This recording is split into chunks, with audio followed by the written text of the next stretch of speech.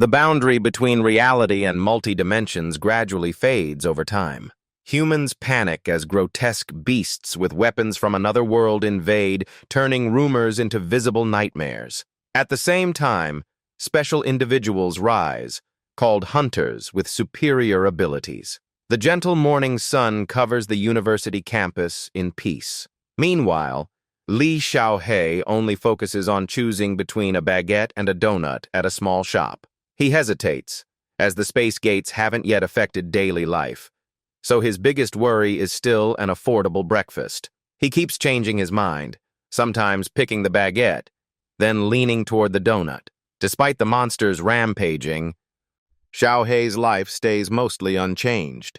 The simple young man finally leaves the shop with 2 bags of pastries, exhaling in relief. Even such simple choices confuse him before class. He sets the food on the desk, absent-mindedly watching 2 classmates chatting.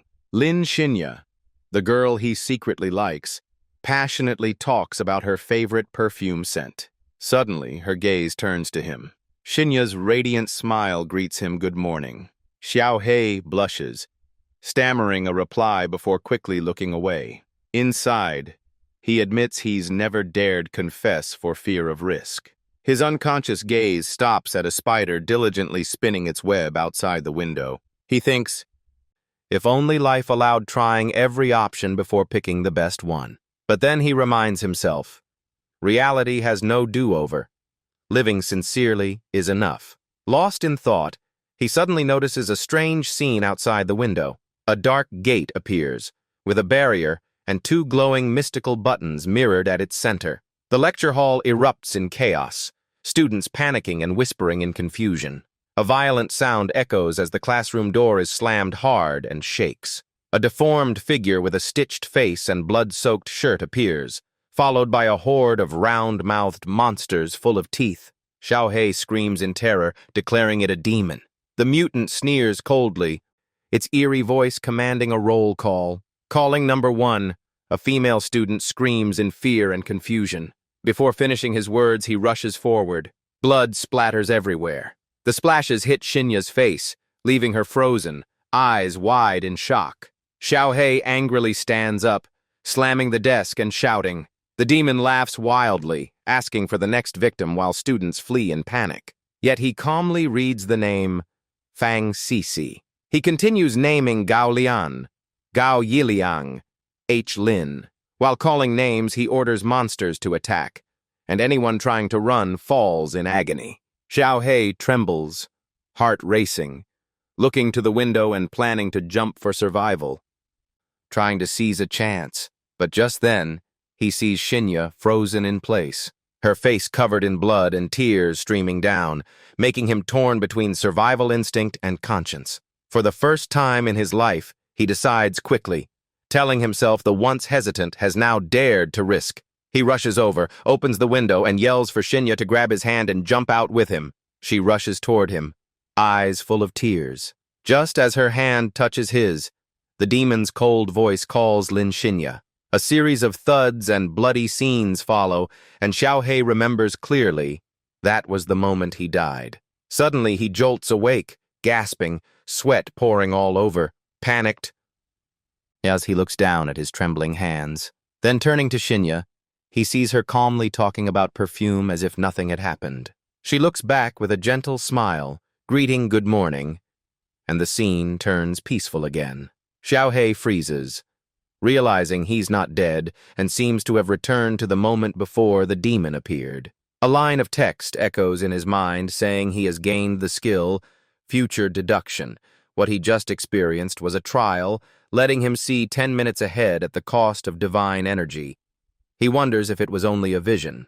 Only he can see the strange notice while others keep chatting normally, making him realize he can test every possibility within 10 minutes to find a way to survive. He smiles faintly, determination flashing in his eyes at the thought of using deduction to escape. He looks at the spider by the window, recalling its fall marked the disaster's arrival, and time no longer allows hesitation. The spider slowly slips down as danger looms, his heartbeat racing, forcing him to activate the skill. The system instantly responds, initiating future deduction. He enters the deduction state. Xiaohei jumps up, slams the desk, and shouts a warning that the demon is coming, urging everyone to run. He rushes to the center of the class, urgently yelling for students to avoid the main door and escape through the windows. But the lecture hall stays silent. No one moves. All eyes fixed on him like he's insane. A girl whispers to Shinya, while she tilts her head casually, saying he looks strange. Xiaohei grits his teeth, helplessness surging as no one believes him before the demon appears. He imagines the monster's terrifying grin. That creature silently approaches from behind and begins reading the victims' names. The image of Dian as the first unlucky one makes his hair stand on end, heart pounding in fear. The system announces the deduction ends. He returns to reality. Xiaohei wakes with a jolt, realizing it was only a test, and nothing has happened yet. He slams the desk to steady himself. He touches his neck, shuddering at the memory of the bloody terror he just saw. Glancing around, he thinks if he can't persuade the others, the only way is to block the demons at the door. He calculates that if he can hold them back long enough, others will realize the danger and escape through the windows. The system chimes again, announcing a new deduction begins. Xiaohei dashes toward the main door as if chased by a ghost. A nearby male student mocks him, asking if a demon is after him to make him run so fast. Ignoring it, he slams the door shut. He locks it and leans back, telling himself he must block the monster's entry. But right after, the demon's horrifying voice seeps through the door, cold enough to tear space, calling roll for the students. Even with the door blocked, the monster's call of number 1 ding here rings clear like a bell. He continues calling names. Students' screams repeat like in past deductions. Xiaohei turns pale, sweating like blood as the system ends the skill. He suddenly grasps the horrifying truth. Blocking the door is useless. Once the monster names someone, they still die. He clutches his head, muttering he can't take it anymore. Even though it's only deduction, the feeling of being killed still chokes him. Suddenly a thought flashes. Why must I save them? Why must I sacrifice for strangers? Once again, Xiaohei is forced into the familiar choice between survival and conscience. A faint fragrance drifts by, startling him. Lin Shinya stands close, holding a perfume bottle, her hand on his shoulder with concern. Dian also turns back, worriedly suggesting calling a doctor or buying him medicine. A male student blows smoke and mocks, saying Xiaohei should rest and he'll tell the teacher for him.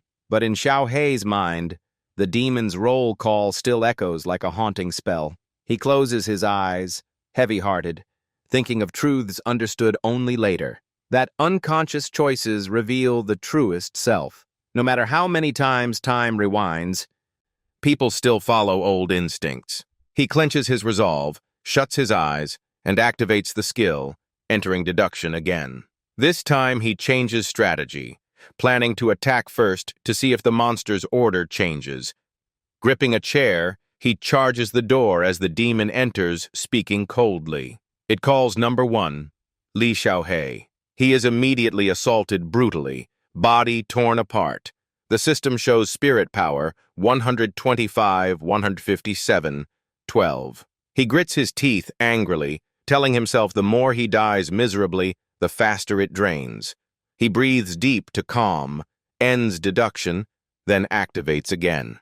This time he pushes Dian away, hoping to get each person out. But the demons still chants, number 1 Ding Dian, number 2 Li Xiaohei. Both collapse in brutal deaths. System shows spirit power 111, 157, 14. Xiaohei refuses to quit, tries hiding under a desk but is still called. Spirit power 100, 157, 11. He tries everything, blocking the door, fleeing, even faking unconsciousness, but every time still named. Spirit drains heavily, body exhausted. He realizes the demon's attacks follow some rule. What rule is it? The system reports spirit power at bottom. Deduction skill forcibly ends, leaving 11157. Xiaohei pants heavily, sweat streaming down. He sees the spider by the window almost reaching the frame's bottom. The familiar fragrance suddenly spreads. He turns to see Lin Shinya beside him. The gentle perfume drifts from her. Xiao Hei's gaze fixes on the perfume bottle in her hand. A flash of insight strikes his mind. I've found the way to break the loop, he thinks. Based on deductions, he calculates about 30 seconds before the monster enters, and slams his hand on the desk. He stands and shouts, "Earthquake!" making the whole hall erupt. Lin Shinya turns to Dian, worriedly asking if they should go outside. The room buzzes. Did it really shake? Run? I don't feel anything amid the chaos. Xiao Hei counts down in his head. 30, 28, 27 seconds. He thinks fast. Realizing he can't mention monsters or no one will believe, he must use an excuse to scare everyone. He grabs the perfume bottle from Shinya's desk. While running to the window, he shouts, "Out this way! The main door's too far. Jump through the window now." The class erupts in chaos, many clutching their heads screaming earthquake. Only the tank-top guy with a cigarette stays calm, wondering why it actually feels like shaking. Xiao Hei rushes past, knocking his cigarette and matchstick from his hand. The guy yells, "Got a demon chasing you, kid?" But Xiao Hei ignores him, running while counting 23 seconds. He mutters, "Lucky it's the second floor. I must push as many out as possible before the monster arrives." Dian and Shinya also panic, running after him. Is it really an earthquake? Just run first. But some still act strangely indifferent. One mutters, "They think it's really an earthquake?" Another calmly scrolls on their phone. Next to them, someone sleeps deeply, as if nothing's happening. Xiao Hei looks at them uneasy, thinking, "Even with chaos, I don't have enough time. I need more seconds to get out." 20 seconds. He frowns, still some students unmoved. The monster is near. He can't persuade all. He waves, frantically urging. Luckily, some have already jumped out the window. But the demons are also closing in. Students climbing cry, "Is it really an earthquake? Catch me below. Listen to him. Jump one by one." Suddenly, the sky changes color. A student looks up asking, "What's that above? A gate?" Another adds, "It seems the sky's darkening." Xiao Hei recognizes the familiar scene. A round gate with a barrier, 2 glowing circles, black turning fiery red, darkening the sky ominously. He keeps counting down in his head. He keeps counting down. 12 seconds. 11 seconds. Students begin realizing the anomaly, screaming, "Is that another world? The demon's coming. Help!" Xiao Hei calculates 10 seconds left. Half have escaped, but not enough to save the rest. He quickly plugs his phone into the speaker. Blasting music loudly. The melody blares. "Mama, look at me. I'm on my way to the promised land.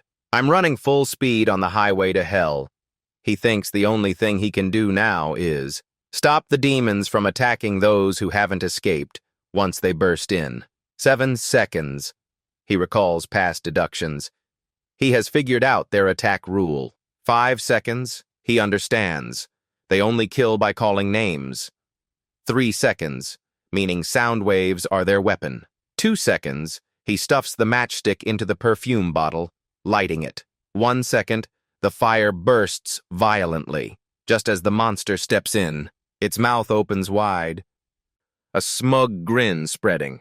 Xiao Hei swings his arm hard. He throws the burning perfume bottle straight into the monster's throat. Its throat explodes. He blasts the speaker at maximum to drown out the monster's name-calling, thinking, "Maybe this will save everyone, or at least everyone but me."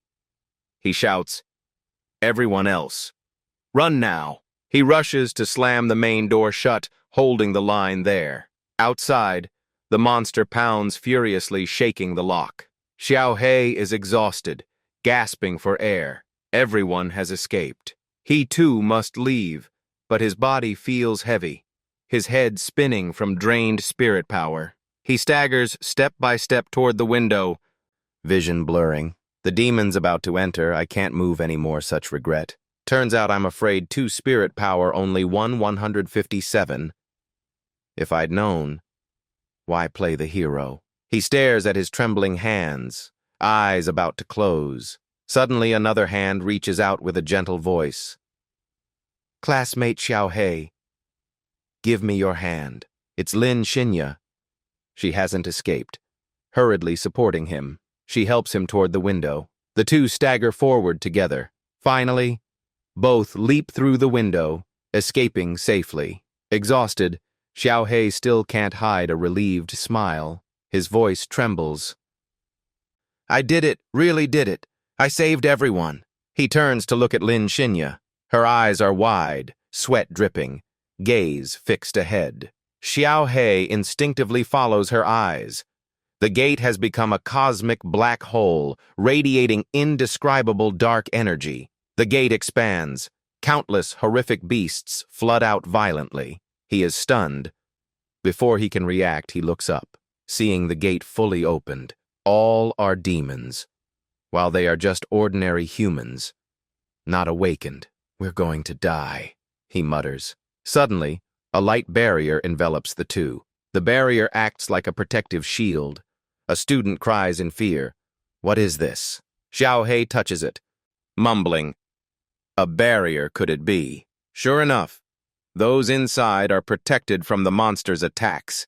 And a voice echoes, The Hunter Association has arrived. Stay inside the barrier. The captain is coming. Everyone will be saved.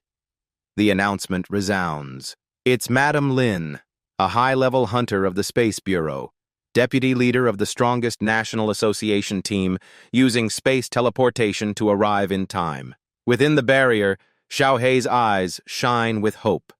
Good everyone will be saved. Around him, students push and shove to peek outside. Dian shouts, Hey, don't push me! But she suddenly slips, falling outside the barrier, causing panic. Xiaohei whirls around, yelling, She's outside! Lin Xinya cries with teary eyes. Dian! People inside clamor, Where are the hunters? Save her! Outside means death. Madame Lin stands silent, voice grave. The barrier won't hold much longer. The monsters notice Dian outside. She trembles, tears streaming, stammering. Someone save me. A giant skull-headed ant grabs her, lifting her high. Xiaohei immediately bends to pick up a heavy object. He grabs a giant plier and roars, Let her go! Before rushing out of the barrier. Dian, terrified and near fainting, screams desperately for help. Xiaohei shouts from below, Hold on. Madame Lin looks at him, voice weak. You mustn't. If the barrier breaks, everyone here will. Suddenly, snow falls heavily, shockingly fast. The crowd stares in confusion. Why is it snowing? In just an instant, the giant monster is completely frozen solid. Xiaohei is stunned, not even having made a move. What is happening? He is drained of energy. The barrier vanishes as well. A voice comes through an earpiece. Bai Gay report to the association. University City outskirts faced a sudden demon assault, exterminated smoothly, report complete. It turns out that freeze just now was the ultimate skill of that man. Students cheer loudly. Another hunter is here. The demons are wiped out. The man approaches. Steady voice. All monsters have been cleared. You're safe now. Li Xiaohei clenches his fist. He charges forward, punches the man straight in the face, grabbed his tie, roaring. Didn't you see someone still outside the barrier? You killed her. Grief shrouds the scene. Dian had been bitten by the monster, bloodied all over. Lin Xinya stands there, screaming in panic. Dian. The man calmly checks Li Xiaohei's record 3 years old, lowest S rank, ability to open space for storing light objects, nearly useless in combat, orphan, living on subsidies, unqualified for the association, and concludes he intentionally let the girl die. He sneers. Who are you to judge? Just a child who's never faced the battlefield. In all my years as a hunter, I've never dreamed of saving everyone. The man answers wearily. He grips Xiaohei's wrist, coldly warning that if monsters aren't killed at once, when the barrier falls, demons will flood in and many more will die. You must choose between saving one or saving thousands. Xiaohei protests, stammering, there's still hope. Maybe another solution exists without killing. The man cuts him off. Kid, when you're strong enough to decide, then come judge my way. With that, he leaves, ordering Madame Lin to summon teammates and seal the gate before more monsters pour out. Madame Lin obeys. Shortly after, in the lecture hall, students surround Xiaohei, thanking him endlessly, praising him as their lifesaver, saying he's amazing and their hero. One remarks the captain was too cold, leaving Ding Diandian with the demon, because if she had lived, maybe they would have died instead. Xiaohei quickly defends that he doesn't blame the captain, admitting he was rash earlier and praising him as the one who saved them. He reflects carefully on the situation. He pauses, eyes darkening, expressing his wish that everyone deserves to live, while memories of Dian's kindness and the captain's cold scorn replay in his mind. With determination, he declares his intent to become a top hunter, stronger than that captain. That night, Xiaohei sits before the TV, watching the news intently. The report updates that years ago, in University City's outskirts, a series of student suicides occurred. The public is no stranger to tragic school bullying stories. Many students had witnessed or become victims of cruel bullying. Strangely, police and schools received no pleas for help from those victims. The report continues, analyzing how bullies' arrogance worsened the crisis. Some blame the bullied victims for not knowing how to behave, while others recount despair when teachers only mocked, ignored, and shirked responsibility, becoming the final straw that broke many youths. The Hainan branch of the Hunter Association announces investigation. All the students who committed suicide saw their teachers in different faces before death. Their resentment condensed into a demon teacher from another dimension, which opened demon gates and manifested clones across hundreds of classrooms in the city. This being slaughtered countless students and opened C-rank gates, unleashing hordes of demons. The report ends with a list of victims, leaving Xiaohei heavy-hearted as he thinks of the chaotic present compared to his stifled past life. The next day, the school announces a 1-week break for all students to stabilize their minds, including Xiaohei. He checks the class group chat. Friends invite him to eat, praise him as a hero, and ask how he detected the demon so early. Xiaohei only smiles, murmuring, "A hero?" with mixed feelings. Suddenly, the association system sends a notice. Monthly subsidy for S-rank awakener. Li Xiaohei has been transferred. Attribute data appears. Strength 13, Agility 11, Physique 8, Magic 0, Spirit 158, Status marked not awakened. He tells himself he's only a weak S-rank, even that status based on fraud. 10 years ago, when his mother disappeared, he lost his education allowance. With his mother's necklace, he faked being an S-rank hunter, receiving monthly subsidies to continue studying. The necklace's power only allows opening a small space for items under 20 grams. Too trivial for hunters, yet undetected by scanners. His only keepsake of his mother is this necklace and a photograph. In the photo, her face is cut out, so he can't recall her features, though warm childhood memories remain, except for the mysterious night she vanished. After his awakening episode, his memory was blank. His spirit energy normalized but rose slightly from 157 to 158 due to shock in the past week. He questions the origin of his future prediction ability, puzzled as it doesn't seem linked to awakening. In this era, many awaken, but only a few possess combat power to become true hunters.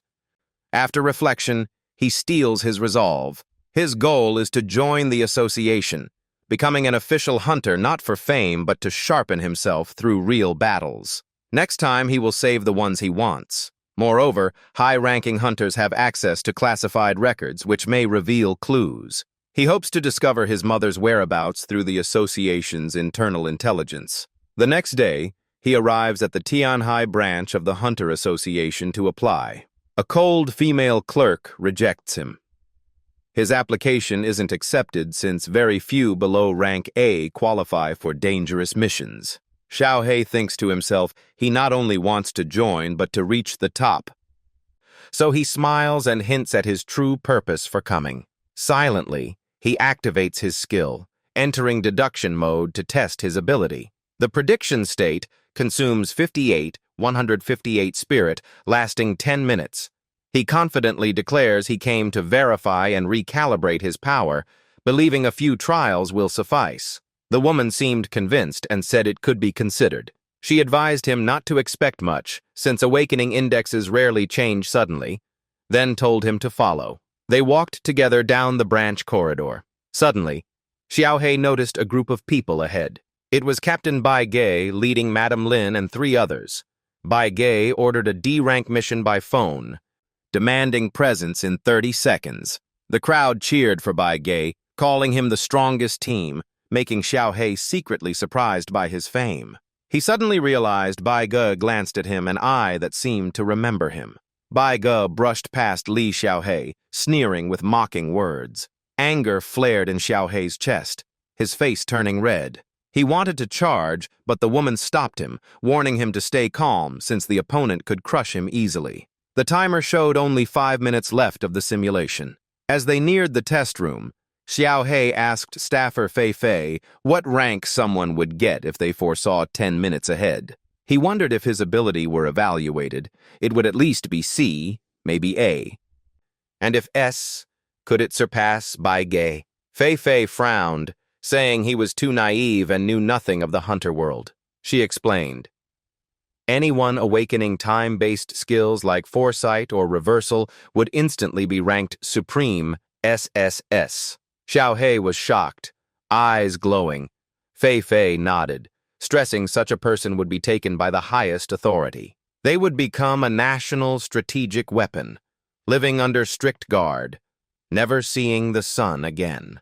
Fei Fei sighed that it was like a prison, yet still better than being hunted by the dark hunters. Hearing this, Xiao He froze, thinking he wanted strength but not lifelong captivity. Fei Fei asked if he knew skill ranking. It was based not on current power but potential, and a 10-minute foresight could alter wars. In an era where battles turn in moments, predicting a pivot was enough for a nation to invest in nurturing that ability. Xiao He shivered, feeling he had much to say but dared not confess, because his first use of simulation was trivial, predicting confessing to Lin Shuya, or whether buying milk tea would earn a free can. Fei Fei added, time powers were extremely rare nationwide, even worldwide. She'd heard of a woman who could change the past but left headquarters 24 years ago, now hunted by the Dark Organization.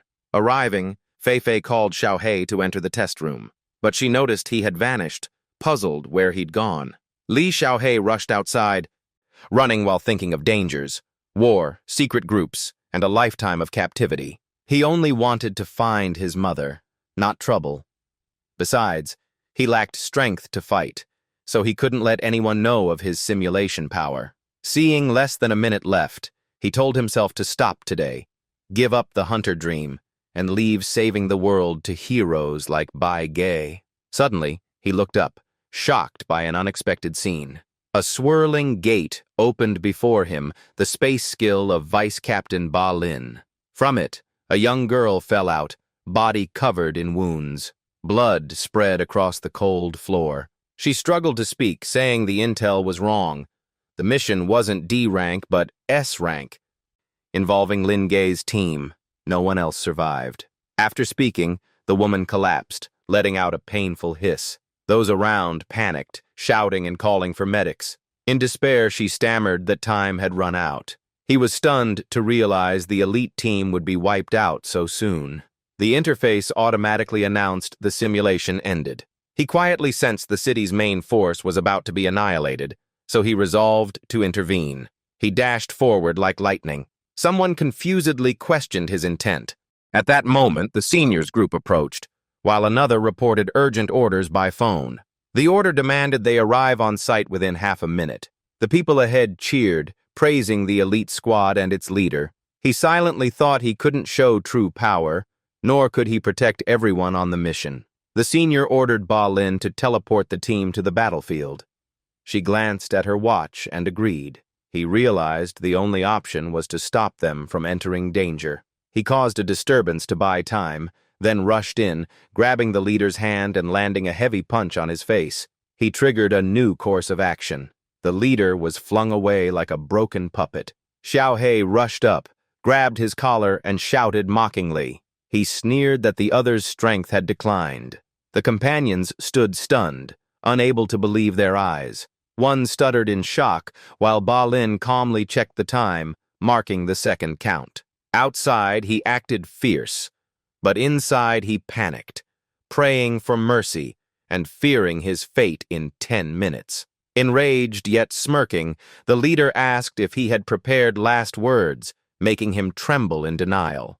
The opponent stood up, coldly declaring he usually spared the weak. He clenched his fists, while Xiao He cursed inside, lamenting always being beaten when they met. He thought even S-class monsters weren't this arrogant, and prayed only to stall 10 minutes to change the team's fate. But that meant enduring a beating for 10 minutes, regretting his rash move. At that moment, Ba Lin checked her watch and used her special teleport, the teammates marveling at her machine-like work while noting the leader was in trouble. In an instant, the whole group was swept away by the teleportation glow. Ba Lin announced they had arrived and begun the dangerous mission.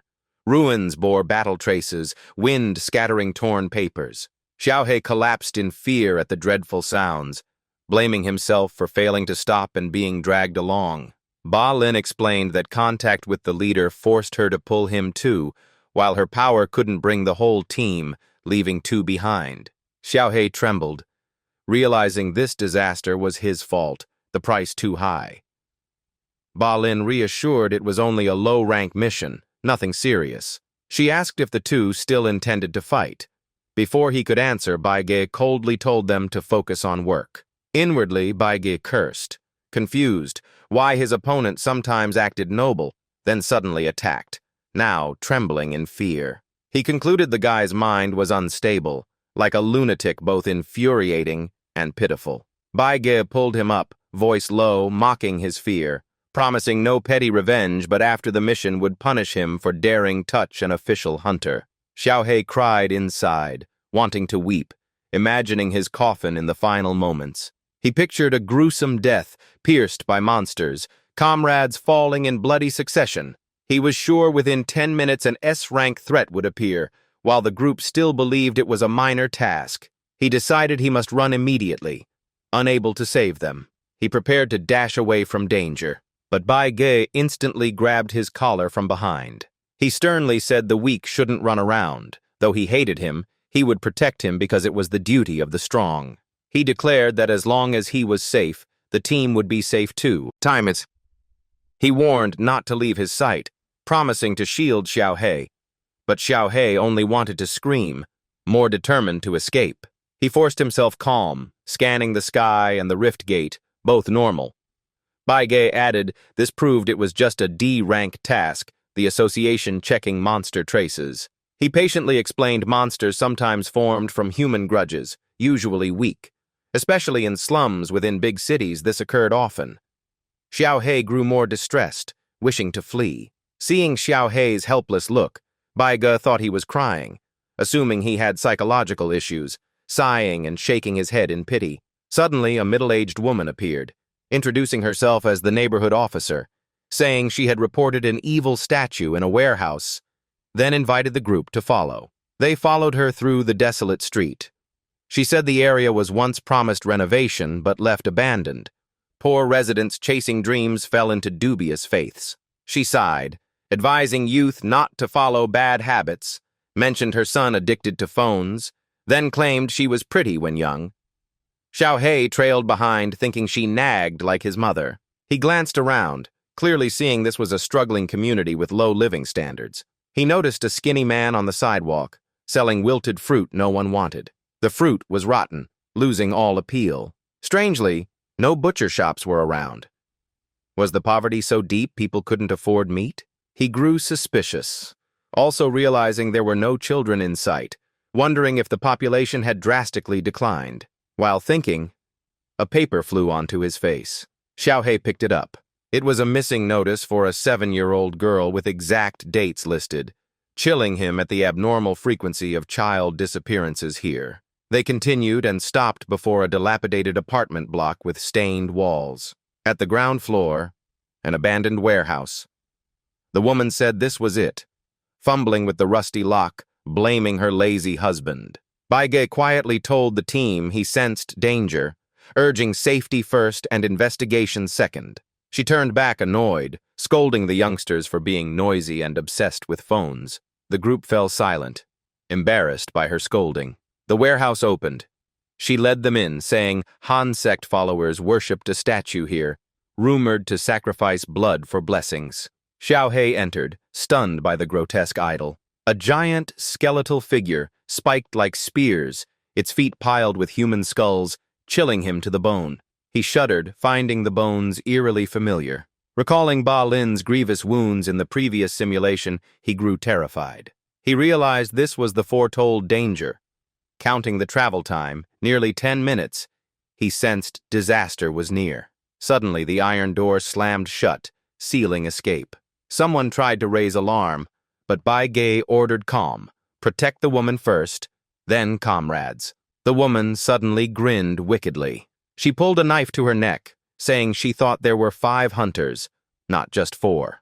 She explained last time to save her husband. She agreed to offer 5 lives. Now, short 1, it was troublesome. She laughed madly, declaring if 5 weren't enough, she would add her own.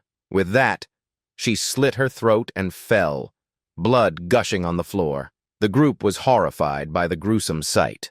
The ground shook violently. Xiaohei shouted it might be an earthquake. Sweating, he realized the real threat was awakening, enough to annihilate the elite squad. With no choice, he triggered the simulation state. The floor continued to quake endlessly. Ba Lin worried she lacked mana to evacuate them and refused to escape alone. Suddenly, the blood spreading on the floor began moving strangely. A bearded man panicked. He shouted a warning. Pointing, he urged everyone to look. The blood shot into the statue's eyes, making them glow red with a demonic aura. Xiaohei turned toward the statue. He yelled loudly, "Absolutely do not look into its eyes!" Ba Lin cried out as a single beam locked her and Bai Ge in place, suspecting it was an S-rank beast. The others trembled, and Bai Ge admitted they were completely powerless. The sharp bones on the statue began to move, as if infused with life. They all shot out like spears, aiming straight at the group. Bai Ge was in despair. There was no way to dodge. When the simulation ended, Xiaohei's mental energy dropped 10, leaving 139-158. He panicked, thinking one glance at the statue's eyes would enslave him. Ba Lin repeated in despair, her magic wasn't enough to save them all, yet she still refused to flee alone. The bearded man shouted again, saying blood kept flowing into the statue's eyes. Xiaohei yelled for everyone to shut their eyes immediately. He declared this was at least an S-rank evil god, and no one must look at the red light. The bearded man doubted, unable to believe. Xiaohei screamed desperately, insisting he too was a comrade now and begged them to trust him. The bearded man tried to object, but Bai Ge cut him off, ordering to obey Xiaohei. The group shut their eyes tightly, retreating from the warehouse. The bearded man muttered nervously, wondering how to dodge attacks while blind. He realized his body had already slowed just from the red light touching him. If he opened his eyes, the result would be worse. At that moment, bone spears shot from the statue like deadly darts. Xiaohei, eyes shut, screamed to retreat quickly forward. Ba Lin immediately channeled magic. She raised a defensive barrier, but it blocked only one wave of attacks. Bai Ge thought the weakling seemed to predict the fight. Xiaohei analyzed that this was different. Every monster move or their reaction changed the entire course. Too much data to calculate. He decided to attempt instant simulation. Standing inside the barrier, Bai Ge noticed, though not immobilized, his power was heavily suppressed, clearly an S-rank monster. He glanced at Xiaohei, wondering if he spoke truth. Xiaohei activated simulation again, but time seemed to flow. He tried to glimpse the future, but only saw chaos. The group stumbled like blind men. The simulation ended. He shouted loudly, voice tense. Bai Ge broke out of the barrier. He used ice walls to block the incoming bone spears. He was shocked at the monster's speed, realizing the weakling's orders matched each attack, suspecting he was a rare time system awakener. Xiao He thought of trying to block during simulation to save calculation effort. He triggered the simulation again. This time, the monster retaliated more fiercely. Xiao He screamed, ordered. This time it strikes left. Set up defense fast. Si Long panicked, saying he was only support, not skilled in defense. Xiao He snapped angrily, calling him a nanny. The simulation ended. Xiao He shouted too late, ordering Che Long to boost the team's speed. He replied, understood. He unleashed his A-rank skill, spreading speed to the whole team. Xiao He kept commanding, here it comes, fall back. Just as they retreated, a violent explosion from the monster's strike erupted. Bai Ge thought he even knew Che Long's moves. Maybe not time type, but perception type. He smirked, deciding perhaps not to call him weakling anymore. Li Xiaohe continued urgently shouting orders, telling the team to control the movement of the ground. He realized his simulation power was gradually being exposed. The monster's attacks focused more on him, becoming crueler. Luckily, he hadn't opened his eyes during simulation, so he shouted, we're near the exit. He kept directing movement while retreating, ordering evasions. In the chaos, he bumped into Bai Ge, both yelling. Bai Ge snapped at him for not knowing left and right. Xiao He retorted battles only used east, west, south, north, not picky details. Xiao He roared that no one could tell directions. Bai Ge barked back, then who can tell left and right? Ba Lin cut in, demanding silence and standardizing to clock directions. The group was in chaos. Bai Ge shouted defend left, then corrected right. Sei Long yelled speed up. Ba Lin cried for help. Another warned don't fly high or hit the wall, while Xiao Hei's mental energy dropped to 11,158, hitting danger. Xiao He screamed, pointing the exit straight ahead, urging them to rush. The whole group pushed with all strength. They burst through the emergency exit. Outside, Xiao He collapsed, panting that they finally escaped. The statue in the warehouse gradually stilled. Its glowing red eyes faded. He sighed in relief, his mental power nearly empty. Teammates drained too. Fighting an S-rank beast was beyond them. Suddenly, Bai Ge strode over, grabbed Xiao Hei's collar, and roared, interrogating the secret he was hiding. Before he could answer, he was struck hard from behind and knocked out. Xiao He was stunned, then also clubbed on the head, collapsing. The entire team was knocked unconscious by strangers. What scheme were they hiding? When he woke, Xiao He whispered, eyes closed, wondering where he was and what happened. He checked his mental energy fully restored, meaning he'd been unconscious at least 2 hours. He realized he was tightly bound, unsure if surrounded by humans or monsters. Listening carefully, he heard no guards. He dared not act rashly, nor open his eyes carelessly. He chose to trigger simulation. Upon opening his eyes, he saw himself on a bed, hands and feet still tied. The room was messy, yet homely, with stuffed toys, desk, books, coffee cups, scattered papers, exuding life. Thought he'd be sacrificed, but turned out only imprisoned in a room. Looking out the window, he saw a crimson sky, gloomy and unsettling. That sky signaled a high-level gate was about to open, monsters soon to pour through. But where were Bai Ge and the others? First priority was freeing his bonds. He stepped down, reaching for scissors on the desk to cut. Suddenly, a pair of red eyes gleamed under the bed. A gruesome hand stretched out. As the monster crawled closer, Xiao He managed to cut free, murmuring whether to search for Bai Ge or escape alone. A chill ran down his spine. He turned to see a giant beast like a bear, drooling fangs, blood-red eyes glaring. It flicked a long tongue like a red tentacle, roaring as it lunged. It clamped onto his arm, dragged him from the bed, gnawing savagely, leaving a shoe rolling aside. The simulation ended. He lost another 20 mental points, leaving 138, 158. Xiaohei opened his eyes, calmly realizing he wasn't dead yet, but the bite pain pierced to the bone. He realized this room was not normal at all. The bed hid a monster underneath. He analyzed that staying on the bed was safe, but sitting forever wasn't viable. Looking out the window, the red glow spread, signaling a high-level gate about to open.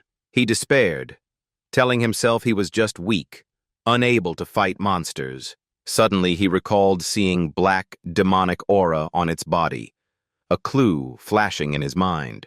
Xiaohei remembered this world had 3 types: normal creatures, demons, and creatures polluted by demonic aura losing reason. The one under the bed was only polluted, not a true demon. He activated simulation, leaving the bed, thinking polluted creatures were weaker than true demons. He told himself not to give up. If it was only polluted, he could risk it, then rushed to the desk. He used the scissors to finish cutting the ropes, then gripped the scissors as a weapon. The giant monster roared with terrifying presence. Xiaohei tried attacking but failed. The simulation ended, losing another 20 mental points to 118, 158. He sat on the bed crying quietly, unable to gamble anymore. He bitterly thought movies had fooled him. Slogans created no miracles. A weakling should stay home, not train as a hunter. Suddenly, an idea sparked. Each time he set foot on the floor, it lunged. Maybe it attacked only when seeing his back. Thinking of its low view under the bed, he planned to jump to a chair, then the desk, to avoid its sight. He glanced at the door, unsure if locked. If locked, from the desk reaching the handle would be hard. Li Xiaohei activated simulation again. He lightly sprang up, jumping to the nearby chair. He calculated, first jump to the chair, monster unseen won't come out, then gently push himself onto the desk, smoothly cutting the last rope with scissors. From the desk, he edged toward the door. The door was only ajar, not locked. He silently rejoiced at his luck. He lay flat on the desk, ready, reached out to the handle. The door swung open. He immediately leapt, grabbed the door edge and escaped successfully. He gently set foot on the ground, closed the door carefully behind him. He exhaled, heart racing, amazed he'd left the room so easily. But suddenly a cold hand seized his shoulder. Turning back, he saw a humanoid abomination, small body, extra long limbs with 4 arms, speaking eerily. Finally found you. Xiaohei froze. It asked what he wanted to eat tonight. Rat, beef, rotten meat, mudbat, or corpse. He stammered, choosing beef, thinking it the only normal option, telling himself the choice wasn't wrong. But the monster gnashed teeth and roared angrily. Xiaohei trembled. I guessed wrong. It tilted back, screaming, arms flailing wildly. Then one hand gripped Xiaohei's head. He panicked, thinking his skull would burst as the monster roared, "You're not my daughter." It bellowed, "Get out of my house," then lifted him, thrown through the glass window. Xiaohei flew outside amid shards of glass. The simulation ended, mental energy dropping 18 to 100, 158. He woke back on the bed, head spinning, drenched in sweat, his first experience of death. The feeling was horrific. He thought next time he must exit simulation before dying to react in time. Mental limit rose by 1 to 159, stronger through hardship, but at too high a cost. Xiaohei calculated his spirit power left at 100, enough for only 10 deductions. Testing food answers would waste it, forcing a 2-hour rest. He looked at the red sky outside, realized an anomaly would soon open, told himself to escape, and stood on the desk to cut his bonds. He calmed himself, breathing deeply to stay steady. But then he held his head in despair, memories tearing painfully, shattering his mind.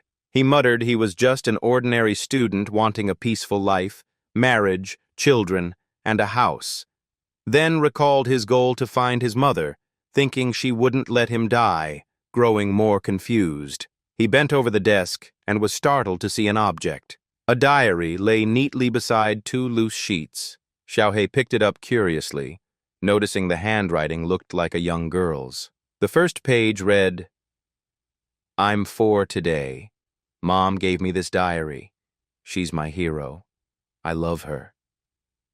Xiaohei recalled the monster shouting, "You're not my daughter," finding it suspicious. Next page, Thursday, 22/11. I bragged about my happy family. Mom said only 4 people live here. Hazy isn't family, but I know Mom's wrong. Hazy loves me. I'll buy it good cat food. Xiaohei smiled, finding the girl adorable. Another page, Monday, 2/3, snowy. Grandpa got sick. 10/3. Grandpa worse. I asked Grandma about heaven and reincarnation. She hit me first time. I cried, but didn't blame her. She cried harder. 21/6, rainy. I haven't gone to school for half a year. Grandma said no need for kindergarten to save money for Grandpa's treatment. Mom also quit work to care for him. Mom suffered a lot. 1/3. Clear sky. Today, Mom and Grandma argued because Grandma gave my tuition to the gods. 16/9. Sunny. Grandma and Mom argued daily. Grandma said the gods could save Grandpa, but with a price. 9/12. I stayed home 2 years without school. I want freedom. To go outside, I hate this house.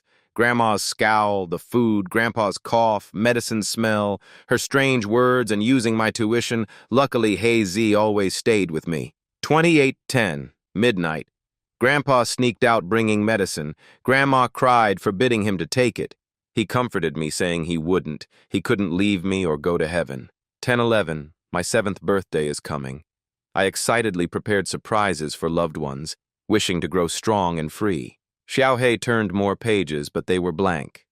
The diary ended there. He wondered what tragedy that family had gone through, then muttered, at least he had guessed the answer to tonight's food question. He reasoned the girl in this room was the daughter of the demon in the living room. The diary clearly showed her habits and thoughts. Xiaohei immediately began deduction. When the demon asked, "What do you want for dinner?" he sweated, realizing it was the girl's mother, dead and turned demon, still remembering her daughter. He tried role-playing, speaking in a child's voice. "Mom, I don't like your cooking. I want snacks." The demon softened, saying children shouldn't eat too many snacks. He asked if it was because the family had no money, secretly glad it now saw him as the daughter. He kept whining. "Mom, I want to play outside with friends," praising his own acting. The demon refused, saying no going out at midnight.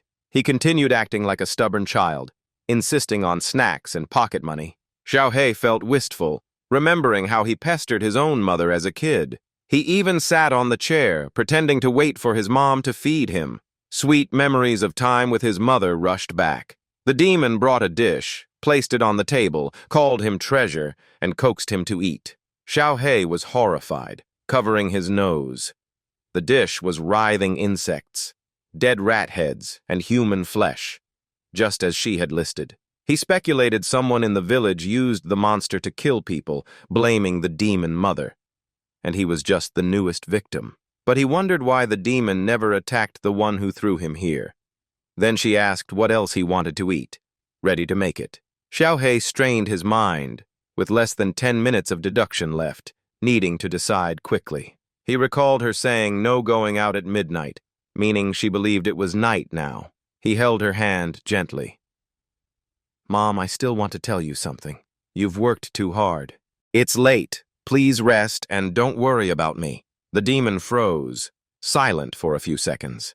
Xiaohei stiffened, fearing he slipped and would be exposed. But suddenly the demon hugged him. She cried, tears turning to blood dripping on the floor, sobbing her daughter now cared for her. Xiaohei froze, cursing inwardly at the touching yet bloody horror. He kept a gentle tone, coaxing her back to her room to rest, shuddering as he thought, "This must be the mother's bedroom. I hope she sleeps peacefully." He planned to quietly lead the demon to the living room and then leave. Tears flowed down his face. He noticed a bottle of sleeping pills on the table. Surprised it was almost unused, he softly suggested she take one to sleep easier. He handed her the bottle, praying she would soon fall asleep. The demon was shocked, insisting she had never used sleeping pills and questioned why they were in her room. Xiaohei's heart pounded as realization struck. Before he could react, the demon panicked, threw the bottle down, and screamed. She screamed as memories returned that she had committed suicide, questioning the cause of death. She revealed she'd died from losing her daughter, unable to find her again. She lunged at Xiaohei, shouting he was not her child. She frantically demanded where her real daughter was. Xiaohei trembled, realizing her memories had fully returned, and tried to stop the deduction. But the demon shrieked the name, Dian, her lost daughter. Xiaohei was stunned to hear the name Dian.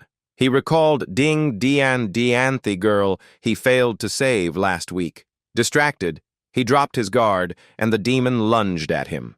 He was attacked amid her anguished screams.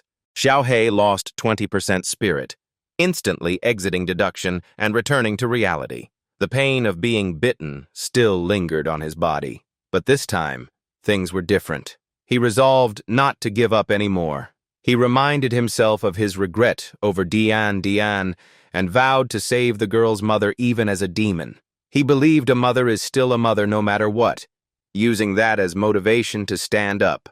He stepped out, softly telling the demon he would handle dinner for her. He went to the bathroom, washing clothes while thinking of the mother and daughter and his own mom. He went to the kitchen to prepare a meal, surprised there were still ingredients. He believed the daughter would want to share a meal with her mother, so he cooked hot noodles and placed them before her. The demon was stunned, her eyes flashing with moved emotion. Xiaohei smiled contentedly, realizing he no longer feared without deduction, inviting her to eat together. He served food to the demon, imagining dining with family. It felt like a peaceful family meal without separation or loss. After the meal, Xiaohei guided the demon to her room, discreetly hiding the sleeping pills so she wouldn't see them. He softly urged her to rest, guessing the dusty room once belonged to Dian, a place she avoided to not trigger memories. He remembered the diary the mother had never read, holding her daughter's feelings. He turned back, speaking heartfelt thanks and affirming his love for his mother. The demon smiled contentedly, believing she was hearing her grown daughter say goodnight. Then she drifted into sleep, her eyes still bleeding endlessly. Xiaohei quietly left, telling himself this matter was temporarily over, but promising to find information on Dian when possible. He remembered Bai Gei's scolding, chuckling at himself for empathizing with a resentful spirit. He realized the house had 3 bedrooms, one with a contaminated creature, one with the demon mother, and one still unknown. He reminded himself not to be curious, and decided to leave instead of uncovering the family's secret. At the front door, he hesitated, fearing demons outside, planning to use deduction to check first. He immediately entered deduction mode. His hand gripped the doorknob tightly. He prepared to open it. Suddenly, a hand blocked it, bearing a bright red coin-sized hole. Before him appeared a new demon, body full of red holes, beast-like ears, wearing a tight dress, smiling seductively and asking him to take her away. He was shocked, as she didn't match any of the 4 family members in age or gender. The demon pleaded, saying she was imprisoned here because her body hadn't been found and she couldn't be freed. Looking into her red eyes, he felt overwhelming pressure far beyond any demon he'd met. He had only one option: escape. But the demon sensed his intent, her voice suddenly turning cold. She asked if he too had failed to find his own body. She raised her hand, red light like killing intent bursting from the holes. Giant nails of red energy slammed into where he stood. He panicked, feeling his shadow pinned to the ground. His body went rigid, unable to move. The demon glared ferociously, launching more red nails and coldly declaring he had no way to live. Xiaohei turned his head in despair, only a bitter sigh left inside. At the brink of death, he instantly exited deduction, losing another 10 spirit points, leaving 100. He collapsed on the floor, gasping, realizing he was trapped. Each time he tried to leave, a monster appeared, He wondered if finding its body was the only way to escape, recalling he had searched everywhere except the last room. He murmured only the third bedroom remained. He entered deduction mode again. Xiaohei walked toward the last door, heart heavy, wondering who that demon really was. As he touched the doorknob, a hoarse cough sounded from inside. Xiaohei paled and stepped back, suspecting another female demon inside. He carefully pushed the door open, seeing a frail old man gasping on the bed, thinking it was Dian's grandfather. The man's trembling call of wife made him freeze, realizing this was a living person. He was astonished to find a still living family member, gravely ill but surviving among demons. Xiaohei fully entered the room. He looked at a family photo on the table, a photo of a happy 4-person family, with the grandfather, mother, and granddaughter. Suddenly, he recognized the old woman in the picture. It was the one who had led Baigei's group into the city, the chairwoman of the neighborhood committee. She had committed suicide this morning before the statue. Xiaohei realized she had sacrificed to the evil god to prolong the old man's life. But the old man was terminally ill and near death, and she had died, unable to return. He moved closer to sit by the bed. The old man weakly asked who he was and where his wife was. She'd said she'd go out to meet the Hunters Guild this morning and hadn't come back. Xiaohei softly said he was from the guild, entrusted by his wife to find the granddaughter, feeling pity for the last unfortunate man. Hearing this, the old man's eyes lit up, trembling as he pressed money into Xiaohei's hand, his blurred voice saying hiring hunters must be expensive. This was his money. If it wasn't enough, he'd find a way to get more. He lamented being old, blind, and sick, the one who ruined this family. He sighed and began telling how he and his wife had loved each other since childhood, vowing to stay together until old age. But a few years ago, he got cancer. Doctors saying only days left. She turned to dark arts for him, ignoring people calling her crazy. He paused, coughing, remembering the dark past when he tried to die but she found him, holding on to life only for his deep love for her. The illness left him an empty husk, tired of living.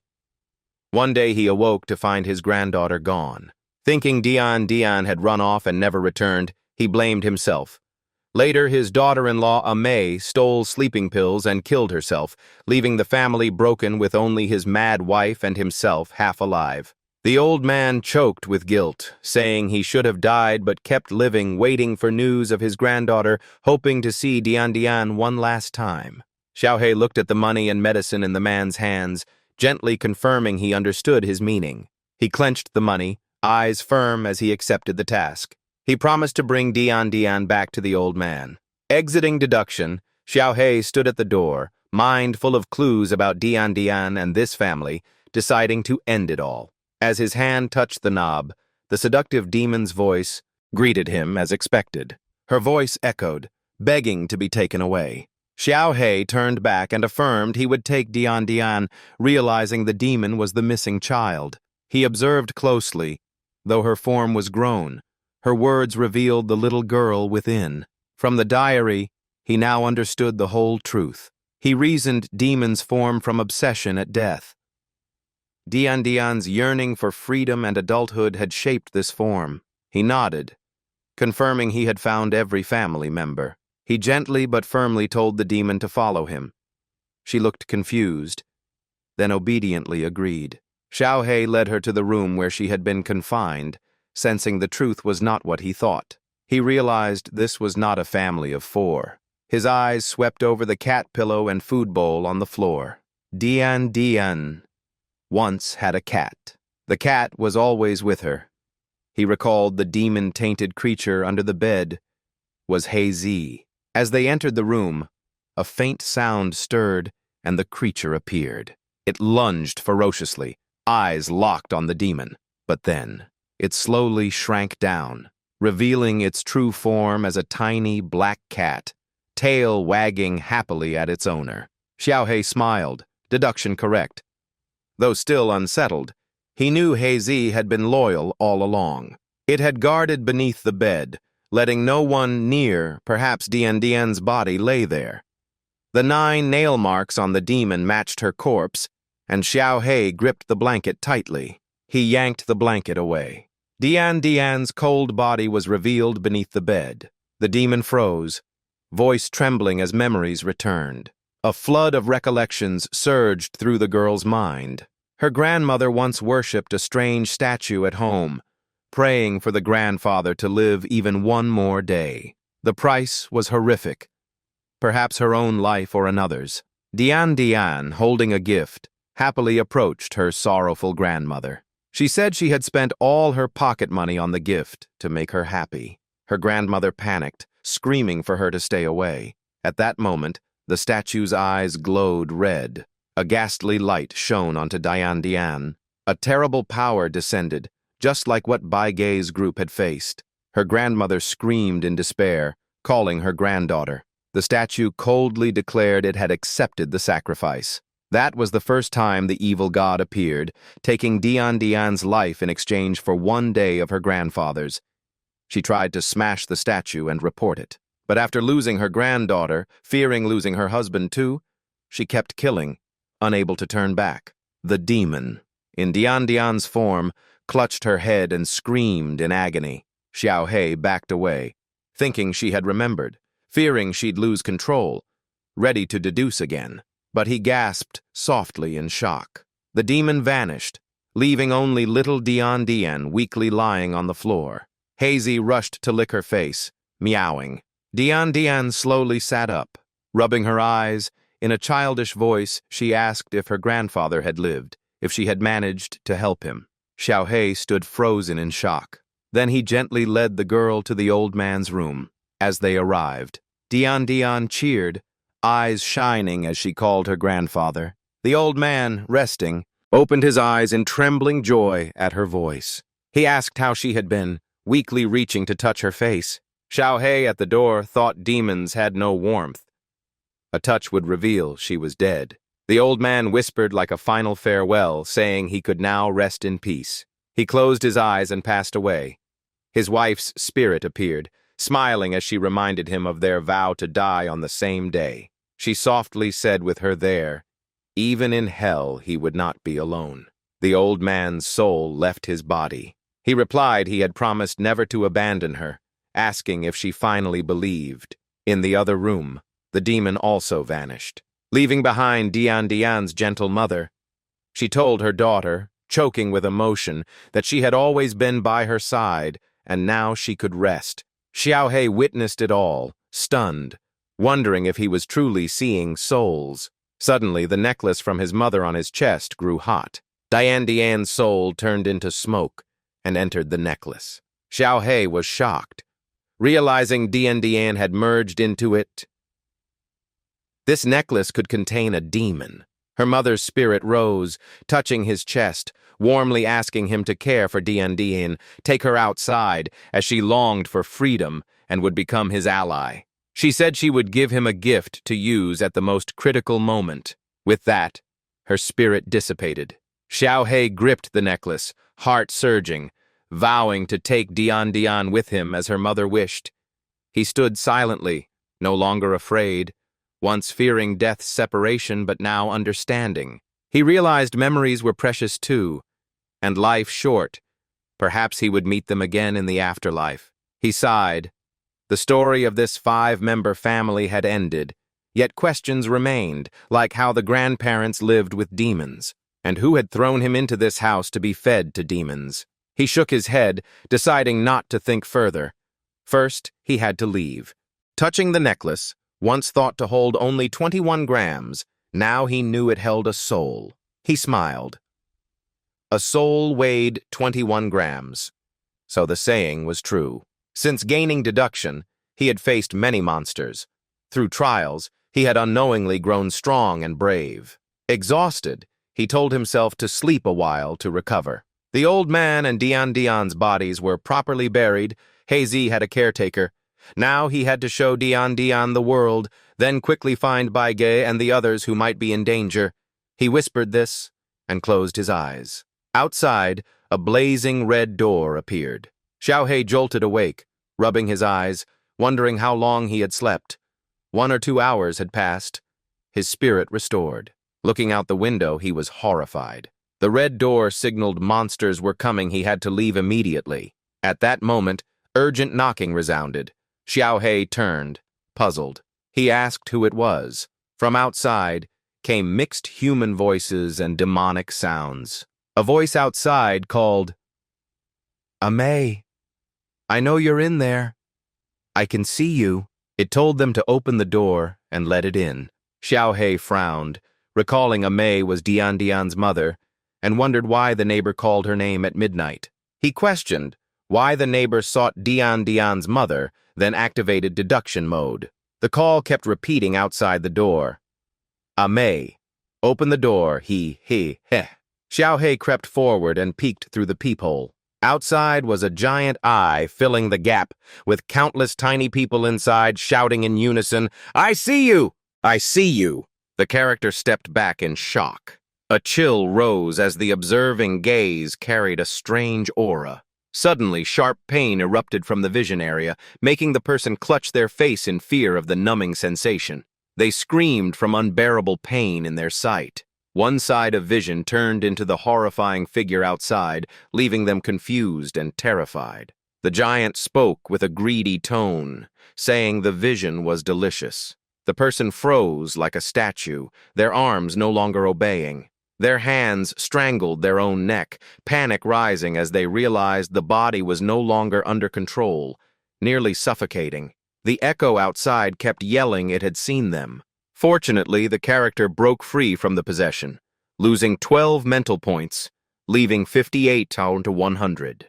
The outside call persisted, repeatedly claiming to know her location, making the person tremble and suspect the knocker was a lustful creature. They must avoid direct contact with the gaze or risk complete domination. The creature outside grew impatient, pounding harder and urging entry, shaking those inside with fear of the door breaking. The person inside smiled faintly, realizing they had grown braver through many trials. Fear rose, but emotions became calmer at the same time. Their way of acting turned more ruthless and decisive. He kept training step by step, hoping to grow stronger, then moved to the table and gripped the knife tightly. He walked to the door and decisively drove the knife through the plank toward the one outside. A scream rang out as the creature clutched its eye and fell, shouting threats to kill. In the chaos, Xiao He shoved the door open.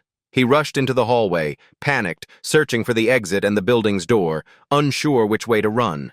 Suddenly, everything changed. A woman opened the room, waved, and shouted for him to hide in her place because monsters were outside. She invited him into her apartment. Xiao He frowned and observed carefully, reactivating his judgment intuition. His prediction was right. The woman appeared as a disguise, baring teeth with a vicious glare, ready to attack. Xiao He immediately turned away and fled. The speculative state continued to dominate his perception. Back in reality, as the woman kept inviting, he sensed the danger. He roared to drive her off, ignored the invitation, and rushed down the corridor. The creature revealed its true form and chased him. Xiao He thought of the elevator ahead but saw two monsters closing in. Nearing the stairwell, he realized he was on the 36th floor, making escape by stairs impossible. The elevator was moving upward. The doors began to close. Xiao He froze, body stiff. Inside stood a massive humanoid with bulging muscles and a dark void for a face. The being roared challengingly, angered at being blocked. Xiao He quickly noticed the opponent's irritable nature. He dared not enter as it attacked, forcing him to suppress his imagination, losing 11 spirit points, leaving 47,100. Xiao He chose to abandon the elevator and run to the emergency stairs from the 36th floor as his only survival path. He turned to look back. Suddenly, the elevator creature attacked the one from the apartment, shocking him as the monsters fought each other. Strange as it was, he knew the stairwell was his last hope. But as he moved forward, the situation changed. A hand heavy with rings blocked the corridor. Another figure appeared with a vicious face, bulging eyes, and yellow teeth, demanding toll for passage. It coldly said without money he could die. The creature immediately lunged at him. It bit his shoulder from behind, causing pain and forcing him to end speculation, losing 10 more spirit points, leaving 37,100. His mind raced. No direct fight, no way around, only a reckless dash. Seeing the greedy demon, he resolved to use wit for survival. The monster roared, claiming the corridor as its territory and demanding payment to pass. Xiaohei noticed a bag full of gold on its shoulder. An idea sparked as he saw the money bag. He thought of a plan if his guess was right. He snatched the bag and hurled it toward the elevator demon, cursing it to get lost. The tollkeeper froze at losing its treasure. Xiaohei saw its true nature, a demon obsessed with wealth. To its eyes, only gold mattered. He was sure it would chase the gold. As predicted, the greedy demon screamed and charged at the thief. The other demon lunged in fury, answering with a roar. The two demons clashed savagely, giving Xiaohei a chance to flee, hoping their fight would buy him time. He knew they would still hunt, but trusted the greedy demon's claim that the stairs were its domain. Once past its range, no other demons would block him. He rushed to the exit, determined to descend all 36 floors to escape before pursuit. Xiaohei pushed himself down the stairs, reminding himself survival lay in the greedy demon keeping its word. He urged himself to run faster. Adrenaline surged, hands numb and heart pounding through the building. After 36 floors, every stairwell looked identical, like a copy. The space turned chaotic, and his running seemed to go nowhere. Exhausted, he dared not stop, look back, or think, only rushing forward. Blood surged. Every ounce of strength poured into each step, floor after floor. He passed 3, then 4 floors under his feet. He felt confident he had cleared about 32 floors. Passing from floor 21 down to 11, his legs burned, but he pushed on until the speculation state suddenly ended. Xiaohei jolted awake. He was shocked to find himself still in Dian's house, outside the lustful demon screaming to open the door to see her. He froze, not understanding why the speculation ended, wondering if he had died.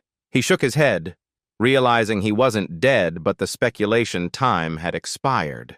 With only 10 minutes, his body couldn't run from floor 36 to 1 in time, leaving him unsettled.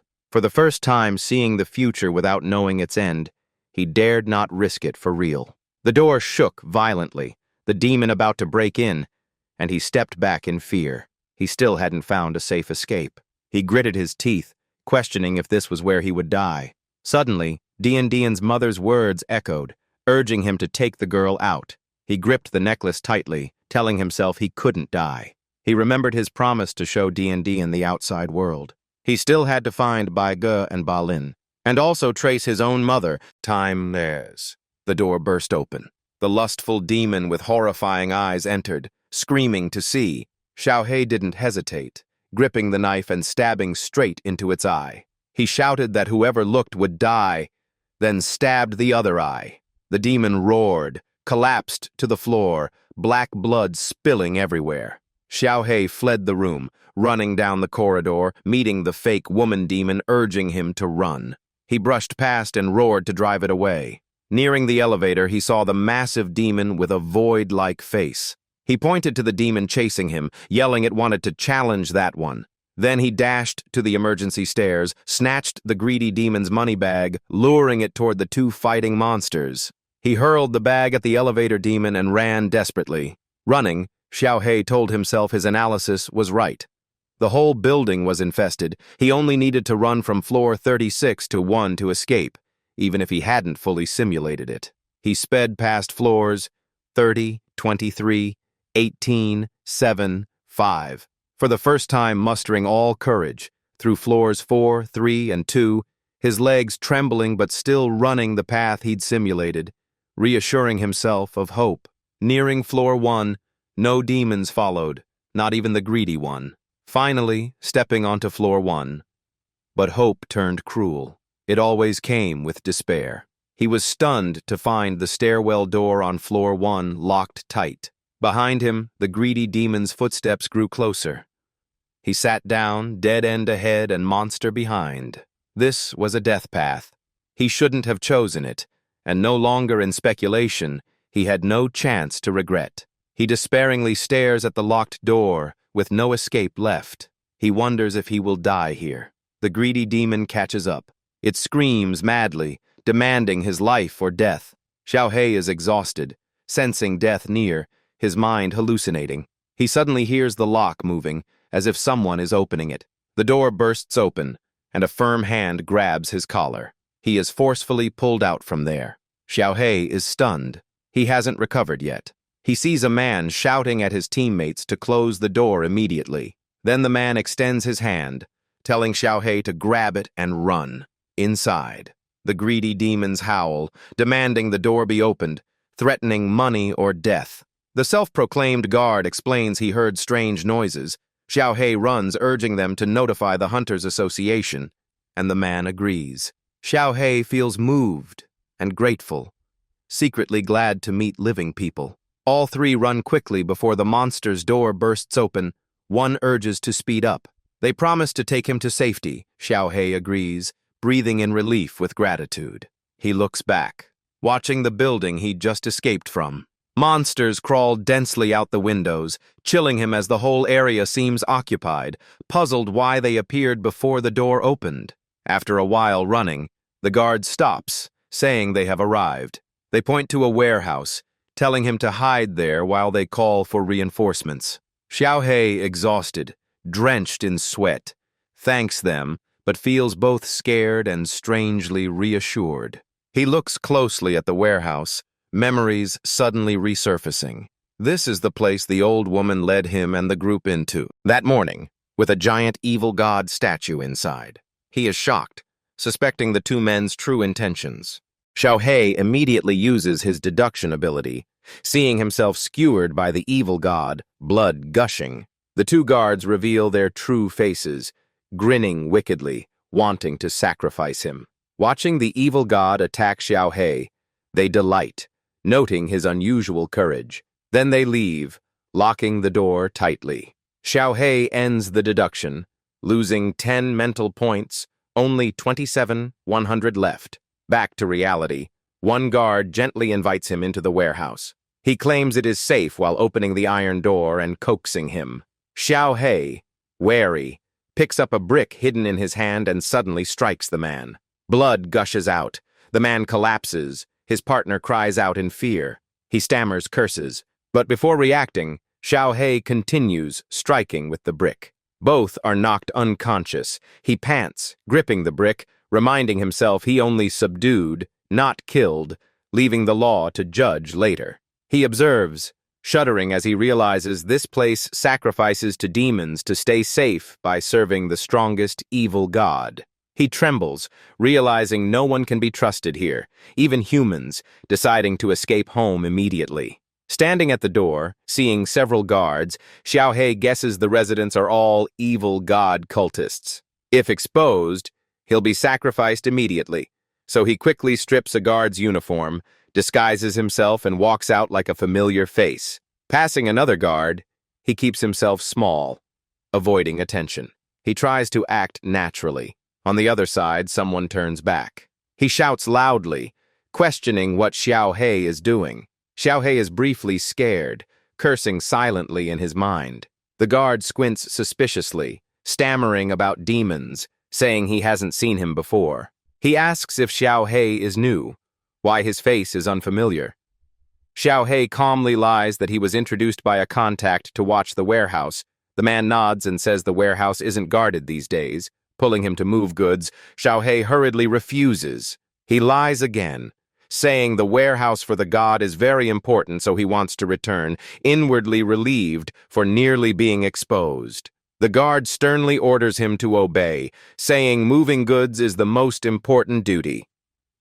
Xiaohei reluctantly agrees, planning to jump off the truck later, not wanting to reach the haunted square. He only wishes to leave this place immediately, feeling his mental state fully recovered.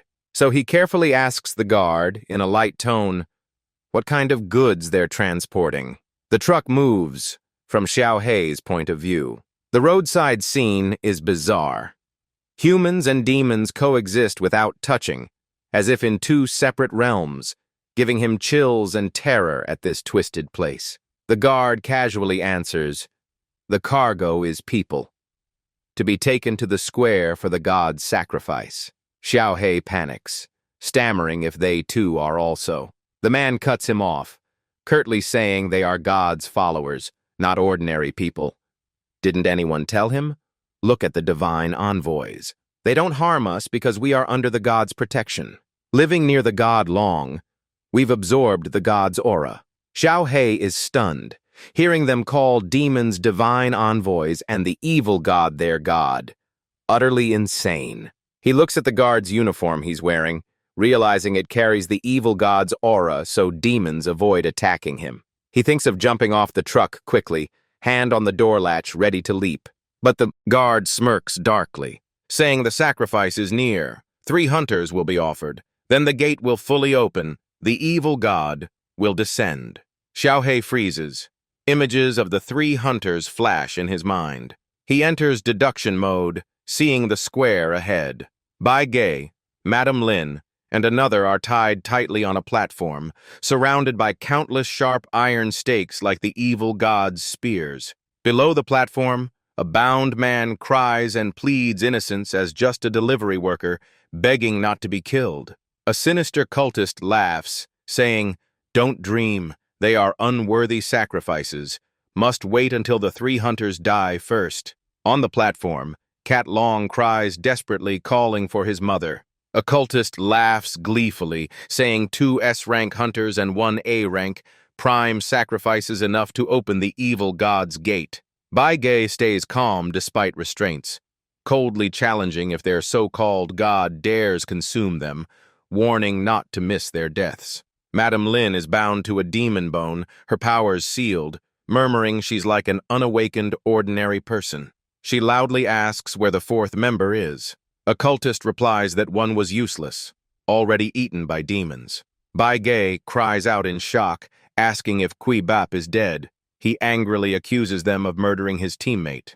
Then looking down, he spots Xiao He in a guard uniform, instantly recognizing him. Xiao He jolts, breaking out of the deduction vision. He's still on the truck, mind in turmoil, thinking of Bai Ge and Madame Lin in danger, determined to act. Standing at the square, Xiao He looks up. Turmoil inside, once wanting to flee, but ends up here, wondering if the 3 will die. He meets Bai Ge's eyes as a cultist fiercely yells at Bai Ge not to be arrogant, preparing to kill him first. Xiao He realizes Bai Ge has recognized him. He reads Bai Ge's lips saying, "Run," making him freeze. Bai Ge wants him to escape, not to rescue. He thinks it makes sense. He alone can't save them. Better retreat, report to the association, and bring stronger hunters to save more lives. He turns to run, but remembers all comms are destroyed. If he reports outside, he can save many, but surely not those 3. The situation repeats last week when he had to sacrifice 3 to save hundreds. Will he abandon Bai Ge again, or gamble once to save all? But if he fails, he dies too. No signal sent, hundreds of lives on his head. Logic says sacrifice 3. Yet he halts, heart aching, unable to abandon them, but not knowing what to do. He walks slowly on the demon-crowded street, mind chaotic. Suddenly he sees the greedy demon's eyes flash. He realizes it isn't an ordinary demon. He suddenly thinks he must lure it after him. Xiao He picks up a stone. He hurls it hard at the demon's head. He removes the guard's cap, taunting loudly, "Hey, idiot! Looking for me?"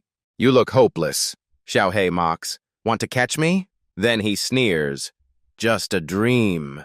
The greedy demon roars, charging, realizing he's not a follower, but an outsider. The noise draws other demons' attention.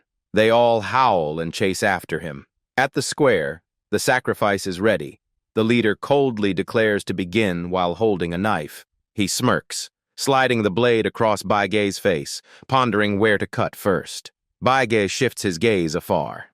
He sees Xiao He running with a horde of demons behind, thinking, "Idiot, I told you to run. Why come back?" Then he realizes Xiao He led the demons here. Once smelling human scent, demons go berserk, attacking. Xiao He activates deduction mode. He sees the horde flooding in, causing chaos. The cult leader, enraged, orders his men to hold the ritual steady. Xiao He smiles, for chaos is his chance. He rushes to untie Bai Ge. Bai Ge warns not to touch the bone spears. Once freed, their powers will return. The gate isn't fully open. Demons here are many, but not yet overwhelming. Quickly, Xiao He unties all 3 hunters. Bai Ge immediately seizes a demon in his grasp. Turning to him, Bai Ge says, last time at the warehouse he foresaw the enemy's moves. This time they'll coordinate. Xiao He nods. Let me try my strength. Bai Ge shouts an order. Everyone protect Xiao He, follow his lead.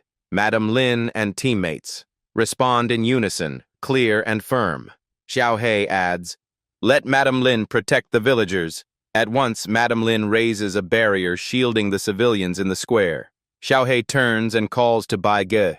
At that moment, he spots demons hidden ahead, preparing an ambush from behind. Bai Ge instantly launches icy spears piercing through many demons. Xiao He shouts to Cat Long, urging him to act. Cat Long roars back, present. Suddenly, Xiao He turns, stunned. What is that? He activates deduction mode again. In that vision, Bai Ge is striking a demon. A woman suddenly rushes out from the barrier, crying to stop, saying it's her child. She hugs the demon child, taking the full blow herself. Before dying, she whispers she will protect her child even in death. Bai Ge is shocked. Humans protecting demons, could villagers live with demons? Or are they relatives turned demon? While distracted, a giant demon sneaks behind, ready to strike. Xiao He yells a warning, Bai Ge, behind you! But Bai Ge is unfocused, cursing, and gets struck down by the demon. The deduction ends. Back to reality, the woman indeed rushes out to embrace the demon. Xiao He shouts loudly, Bai Ge, don't lose focus! Bai Ge reacts in time, countering and killing the demon behind. Xiao He follows firmly, warning to stay sharp. Never hesitate. He asserts he has seen countless deduction scenarios. Villagers will always rush to protect demons. Bai Ge affirms, stressing that stopping means self-destruction. Xiao He coldly resolves, declaring only relentless slaughter is possible. Bai Ge commands an attack at the 3 o'clock ambushers. Identify demons at 1 o'clock and eliminate immediately. He shouts alarm. After 2 seconds, someone will rush in, deal with them at once. Time 3s. Xiao He fights decisively, never retreating, vowing his duty to protect and advancing without turning back. The cult leader and 2 others panic, crying out to stop the slaughter. They beg, swearing oaths with knives, praying the god saves their families in exchange for their blood. One prays, then slits himself, blood pouring like what Ding Ding's grandmother once did. The trapped villagers cry for salvation, begging their loved ones not to die again. Bai Ge and allies are shocked, confused why they commit suicide even after being saved. Xiao He silently lifts his head toward the sky. The crimson demon gate blazes. He shouts in alarm the ritual has begun. Bai Ge worries the S-rank gate might be breaking open. Xiao He is bewildered, unsure what action is right. He fears, insisting they must kill all demons to stop the gate from widening. While fighting, Bai Ge denies it, explaining the gate is being pushed open from within. Only killing all demons will close it. The villagers are forcing the gate open with a formation like inducing premature birth. They must first break it before sealing with external power. Madame Lin anxiously warns that even after breaking the formation, closing the gate in the sky is beyond them. Moreover, with too many demons in the village, once the gate opens, they will flood out with overwhelming force, turning the tide against them. Suddenly, it happens. A demon fiend manifests. It lunges forward. Xiao He raises his hand to block, then recognizes something familiar. Bai Ge skeptically asks if he knows that demon. Why had he forgotten? Xiao He realizes it's He Zi, the cat that once lived with Dian Dian, now a demon, likely searching for its master. He Zi approaches, curling at Xiao He's feet and mewing softly. Xiao He awkwardly asks if it's helping their side. Hazy looks up and mews again. Then both suddenly soar into the sky together. They fly straight toward the blazing demon gate above. On the ground, Catlong is stunned that a demon sides with them, doubting Xiao Hei's true origin. Bai Ge shouts for urgent retreat. Madame Lin raises a protective barrier, while Catlong charges forward chanting spells to support Xiao Hei. Both shout in unison, determined.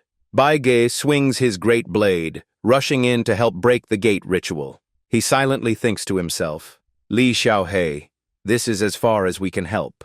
The formation is broken, but the crack remains. Fully closing depends on him. In the sky, winds surge violently. Xiao Hei and Hei Zi press against the demon gate, straining, muttering if he has enough strength. Suddenly a hand reaches out from inside the crack, touching his head. Xiao Hei peers through the slit. He sees a massive, terrifying eye. His heart trembles. It's over, it's coming out. He shouts, pouring all force with Hei Zi to shut the gate.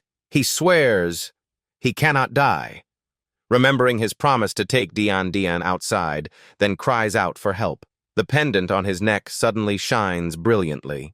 Xiao Hei is stunned. Dian Dian appears, transformed into a grown young woman. Her clear voice rings. Brother, let's leave this place together. Xiao Hei nods, feeling power surge. The heavier his obsession, the stronger the demonic force. The three unite. Xiao Hei, Hei Zi, and Dian Dian in harmony. At last they shut the gate, sealing it completely. Xiao Hei cries out joyfully, "The gate is closed!" Dian Dian, mission done, dissolves into smoke and returns into the pendant. Hei Zi follows. Xiao Hei, startled, finds himself suspended in the sky, realizing Hei Zi has vanished too. He screams for help while plummeting. On the square below, the battle ends, reinforcements arrive. Bai Ge angrily yells about an S rank reported as D rank, and arriving too late, since the fight was already over. Fifi apologizes to Bai Ge, admitting the association's fault, promising proper compensation. Bai Ge lowers his voice, demanding full credit be given to Li Xiao Hei. He looks around asking where he is. Fifi replies that the E rank went back to his block, saying he must handle guild work and arrange burial for an unknown family. Bai Ge fumes. A major crisis here, and he goes doing trivial chores. At that moment, Xiao Hei is pushing a cart full of groceries in the supermarket, muttering he bought too much. His E-rank allowance can't cover missions not approved. He holds a candy and a box of cookies, debating to choose only one. Shoppers panic seeing him talk to empty air, thinking it's a ghost, and flee. In truth, Xiao Hei is speaking to Dian Dian's spirit, visible only to him, as she mischievously puts back the cookies and picks the lollipop. Xiao Hei gently advises that kids eating sweets will get tooth decay. He asks, surprised, if she can taste it. Dian Dian replies, of course. She retains human senses and feelings. Xiao Hei is shocked she differs from other demons. Dian Dian nods. Maybe that's why she can stay in the pendant. He touches it, finding it wondrous, the new home for Dian Dian and Hei Zi. Dian Dian says there are more secrets, not yet clear.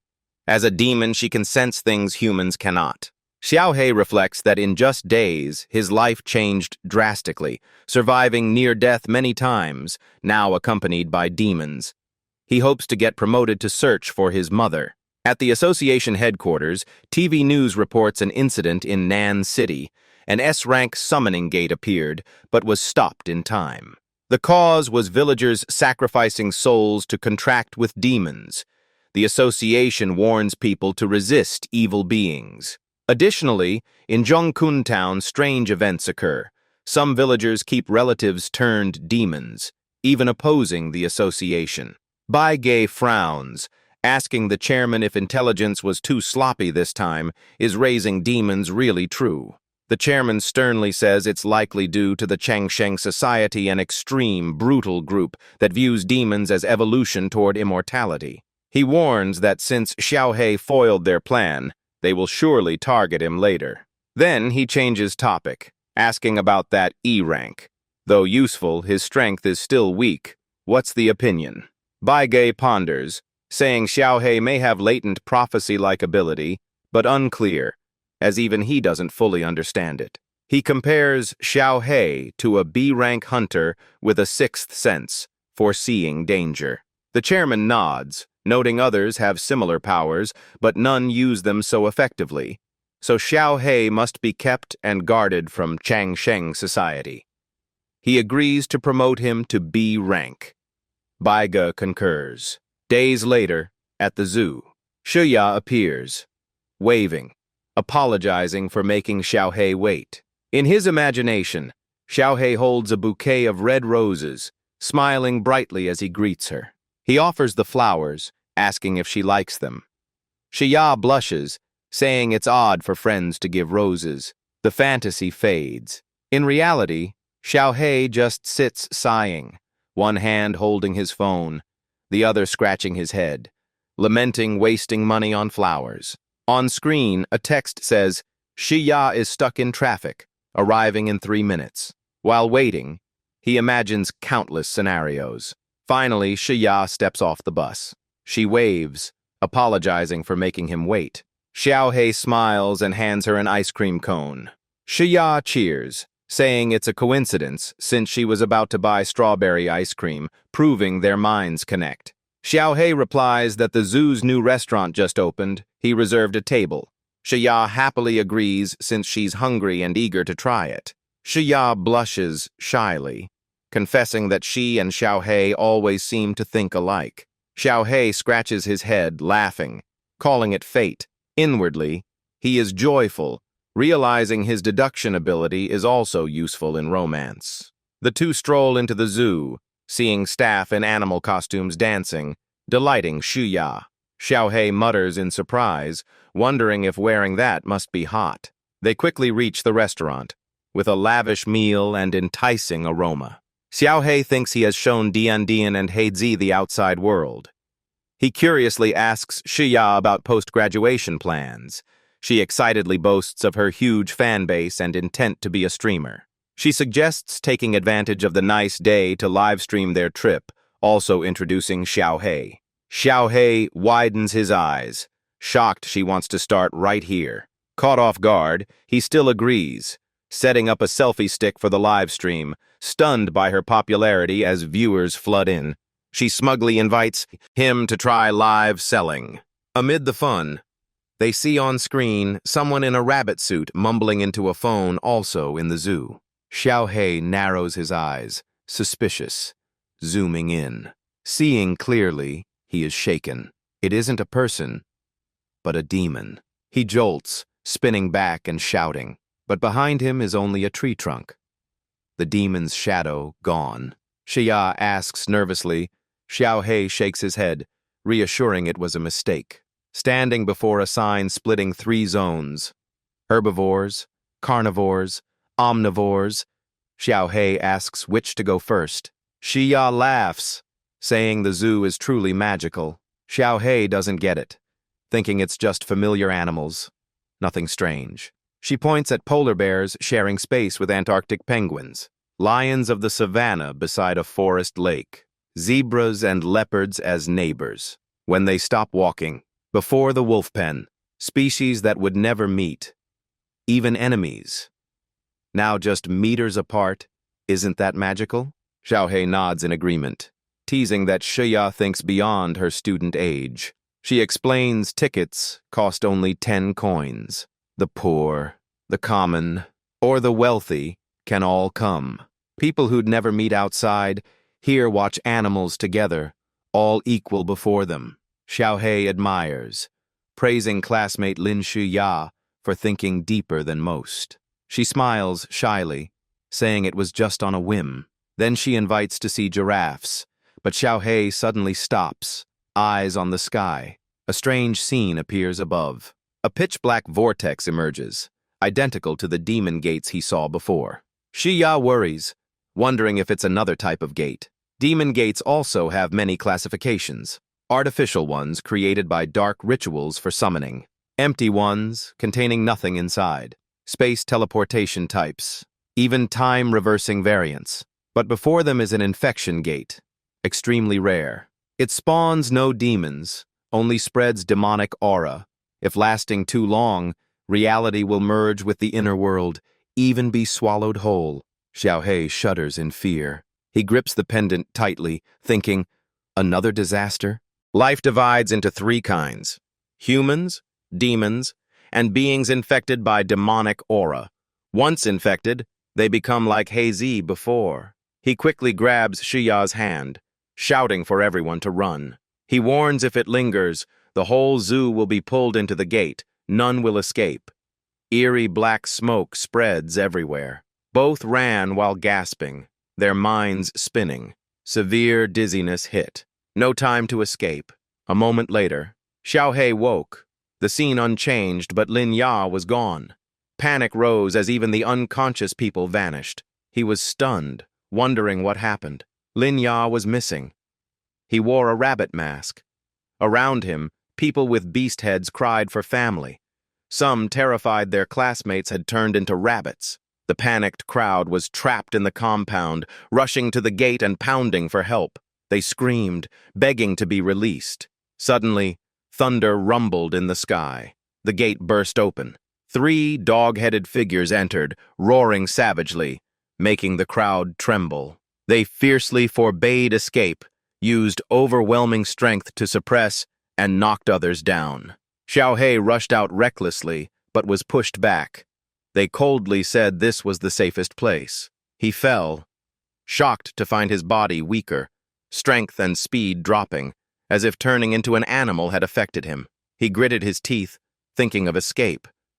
Though the dog-heads didn't kill, he lacked power to resist. He must rely on Dian Dian.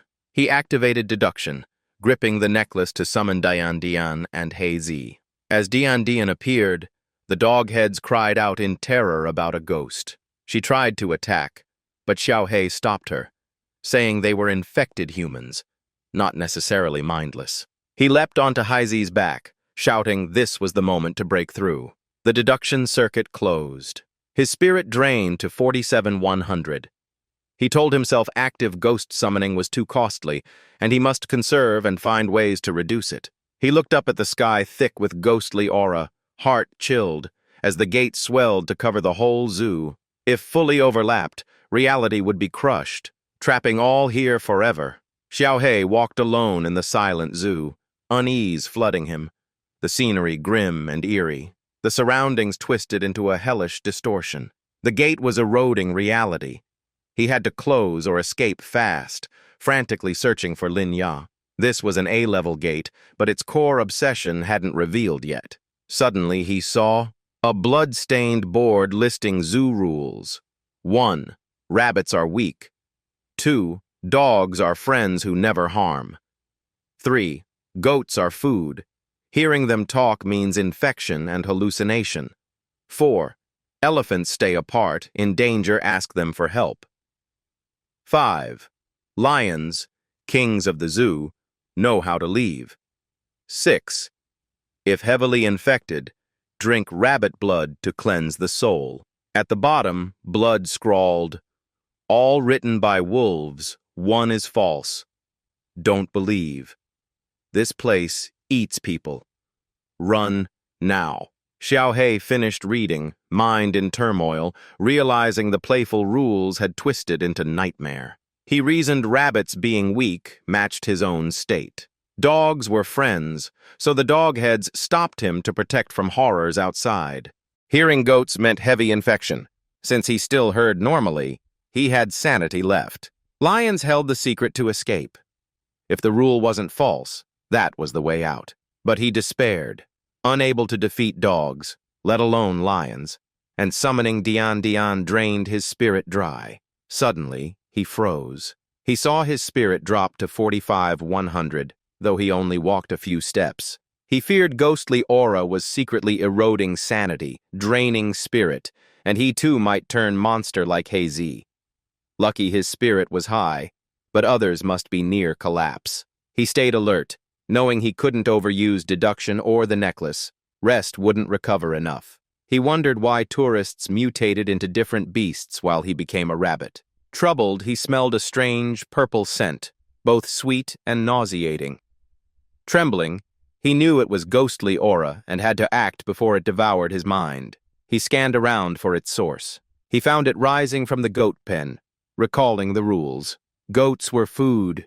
Hearing them speak meant deep hallucination. Before him, a goat chewed grass, muttering, "Eat quickly, eat quickly." It repeated, "Eat quickly." Other goats moaned, "I'm starving. My wife and kids are starving." Eat. The fatter, the better. Xiaohei was stunned, torn. Were goats truly speaking? Was he infected? Or were they humans turned goats and the rules were false? He recalled the rule urging rabbit blood to cleanse infection. He himself was a rabbit. He bit his hand to draw blood, sipping to test purification. He turned toward the goats. They still rushed about, grazing, while the rabbit form him awakened insight but stayed the same. The false clause was likely Rule 3 or 6, because those two were similar. By reasoning, Rule 3 was false, since his mental energy remained abundant. Pollution, not deep. He watched the goat pen. A strange figure appeared suddenly. A wolf-masked creature approached, praising the prey as fat and decent. It carried a goat into a nearby shed. The rabbit realized the rules never mentioned wolves, and a strange smell seeped from inside. He crept to the entrance, peeking inside. Inside the shed, the wolf-masked figure was butchering the goat, laying it on red coals to roast, packing it neatly into sealed containers. Goat parts hung everywhere like a processing plant. The rabbit muttered this was a slaughterhouse for the fattened, but something was wrong. He awakened, recalling the last note saying this was a place of butchery. That Rule 3 was false, goats were humans, and the stranger was deeply corrupted. Intellect dissolved, falling into madness and becoming prey. He spied quietly. The wolf-masked creature noticed and roared furiously. The long-eared intruder had entered the forbidden zone. The rabbit trembled, doomed. He twisted his body around, exerted all his strength to flee. The wolf-headed one laughed loudly, mocking his escape attempt. It chased closely behind. After a short run, another wolf-masked figure blocked ahead. It grabbed the rabbit's throat. Coldly, it said, "Long ears this rare gave the pack interest." They needed a right hand. He had only two choices: become food or join their pack. The rabbit panicked, clutching his necklace, thinking of Dian Dian and Xiatu, stammering about what joining meant, while vowing not to be eaten, thus activating strategy simulation mode. A vision appeared.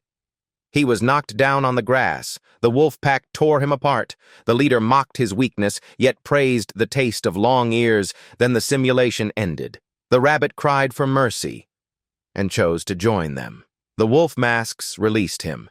He collapsed, distraught at losing, unable to escape, and regretted mental energy draining faster than recovery, now 44,100. The leader laughed, praising ambition and drive, congratulating the long ears on rising into their kind. They tossed him a blood-stained wolf mask, saying wearing it would ascend immediately. The rabbit shuddered in horror, but with no other choice, he put it on. The wolves escorted him to the goat butchery, announcing his welcome into the zoo's management tier. To meet wolf standards, the first lesson was tasting goat. He watched the leader dismember several. His heart froze, for if his simulation was right, all animals here were once humans corrupted and slain. The wolf head said mastering goat farming was the foundation to become elite in the pack. The rabbit was utterly powerless, forcing himself to endure nausea at remembering goats were humans. But the wolves were too many for him to act. Right before him, goat skewers roasted on red coals, scent filling the air. The leader lifted one, boasting that fattening from his own farm made it exquisite. The rabbit was shocked, realizing the smell now tempted his appetite, likely from changes after becoming wolf-kind. He clutched his stomach, hunger gnawing unbearably. The wolf grinned, saying goats were abundant in the zoo. Leftovers would be packed as gifts for honored guests. Xiaohei felt a chill, fearing he had entered a cannibal world, silently calling friends for help.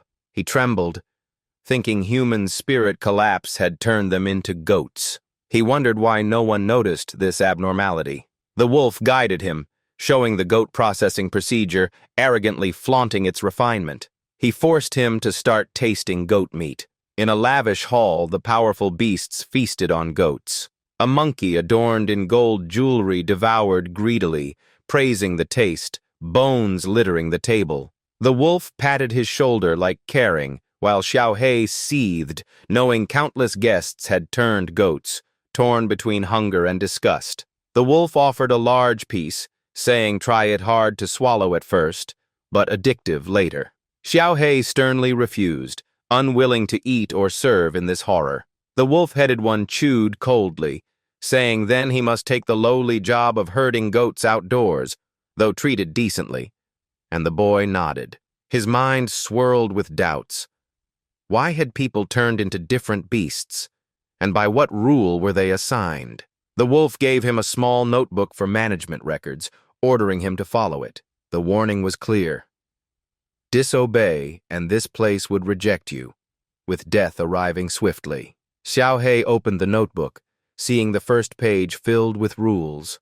They stated, the leader's orders are supreme. The weak can't be protected. Elephants are gentle, grass-feeding cycles. Chimpanzees, omnivorous but lured by meat. Sheep are main food. Opportunists, untrustworthy. Repairing beasts lack humans. Seeing humans causes hallucinations. Also an invitation to join herbivore management for safety. At the grazing zone, the wolf urged him to taste meat, saying one bite would addict. But Xiao He firmly refused, gripping his necklace, vowing to escape, save people, and close the black gate. Walking through the low pasture, the beast sneered smugly, saying sooner or later he'd devour prey. On the way to the goat farm, the dark-clad boy pondered deeply. At last he grasped the principle of creature assignment here.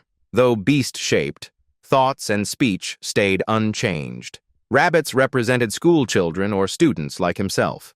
Dogs symbolized close companions, corresponding to office workers. Jobs like teachers, doctors, lawyers, or police upheld principles, helping all without discrimination. Goats represented laborers, living only on enough food, starving if lacking. If surplus, they were slaughtered. Wolves symbolized the petty bourgeois class. They hunted goats, meaning they killed civilians. A sudden memory surfaced. He recalled words from Lin Kui. Only now did the thought strike him. He wondered why she hadn't appeared in the rabbit pen. Because she, too, was a student. Perhaps her hidden identity was more important. So she appeared as another species. He confirmed he was still sane. This strange place hid an order. They were humans and must be saved. Wolves couldn't keep killing. Xiao H shouted, opening the goat pen, urging them to flee before being eaten. Many had already been devoured, but the rest kept grazing, muttering to eat faster. If they stopped, they faced starvation. In the end, the goats still died of hunger, death cries echoing. Xiao H despaired, screaming, why no one listened, why they refused to run. Behind him, wolves came, mocking the foolishness of a rabbit in wolf disguise. They jeered, saying even freed, goats knew nowhere else. This place had the best grass. Xiao H turned back, heart freezing, realizing his peril. He fled in panic as the wolves roared, ordering him to stop. He recklessly charged forward. His mind churned, knowing salvation was gone. Only escape remained. In the deep forest, he suddenly saw a cat-headed figure lurking behind a tree. That figure grinned slyly, amused. The wolves chased near the elephant zone but lost his trail.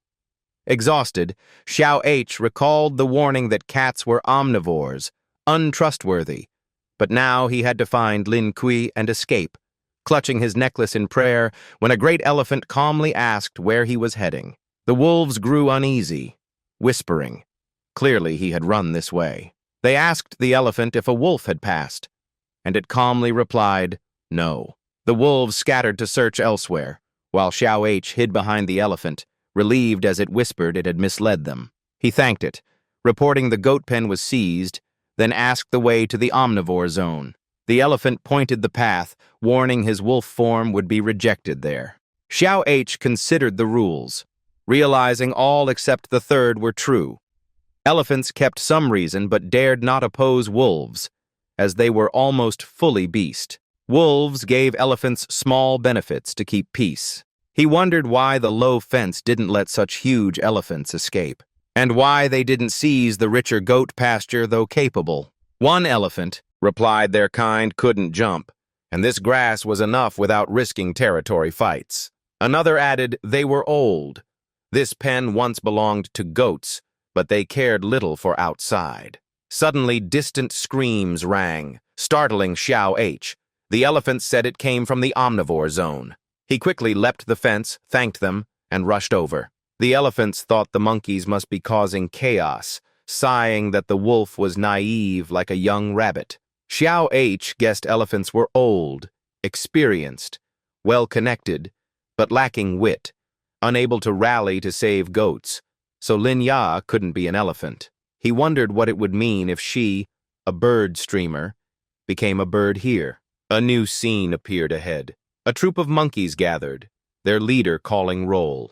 They urged omnivores to unite and overthrow wolves to free goats. Xiao H hid in bushes, overjoyed at hope to save goats, and tried to volunteer aloud. Suddenly he was yanked into the bushes, a hand covering his mouth. The monkey leader grew suspicious, scanning for the sound. He decided no one was there, just a mishearing. He commanded the troop to march toward the goat pen. The monkeys roared in unison. They charged forward en masse. Xiao H glanced back, spotting the cat-headed figure sneaking. Recalling rules that cats were ill omens, he still chose to cooperate, hearing it say wolves were carnivores, so omnivores rejected them even with the same goal. Xiao H was shocked, asking why cats were omnivores yet treated differently. The figure replied he wasn't a cat but a leopard cat, both beast and retaining human awareness. He said his strong spirit kept him lucid, noting Xiao H was similar, and explained he stopped him to prevent a suicidal act. He judged the monkey's bottom-up uprising useless. He pulled Xiao H toward the goat pen instead. The two watched the scene unfold.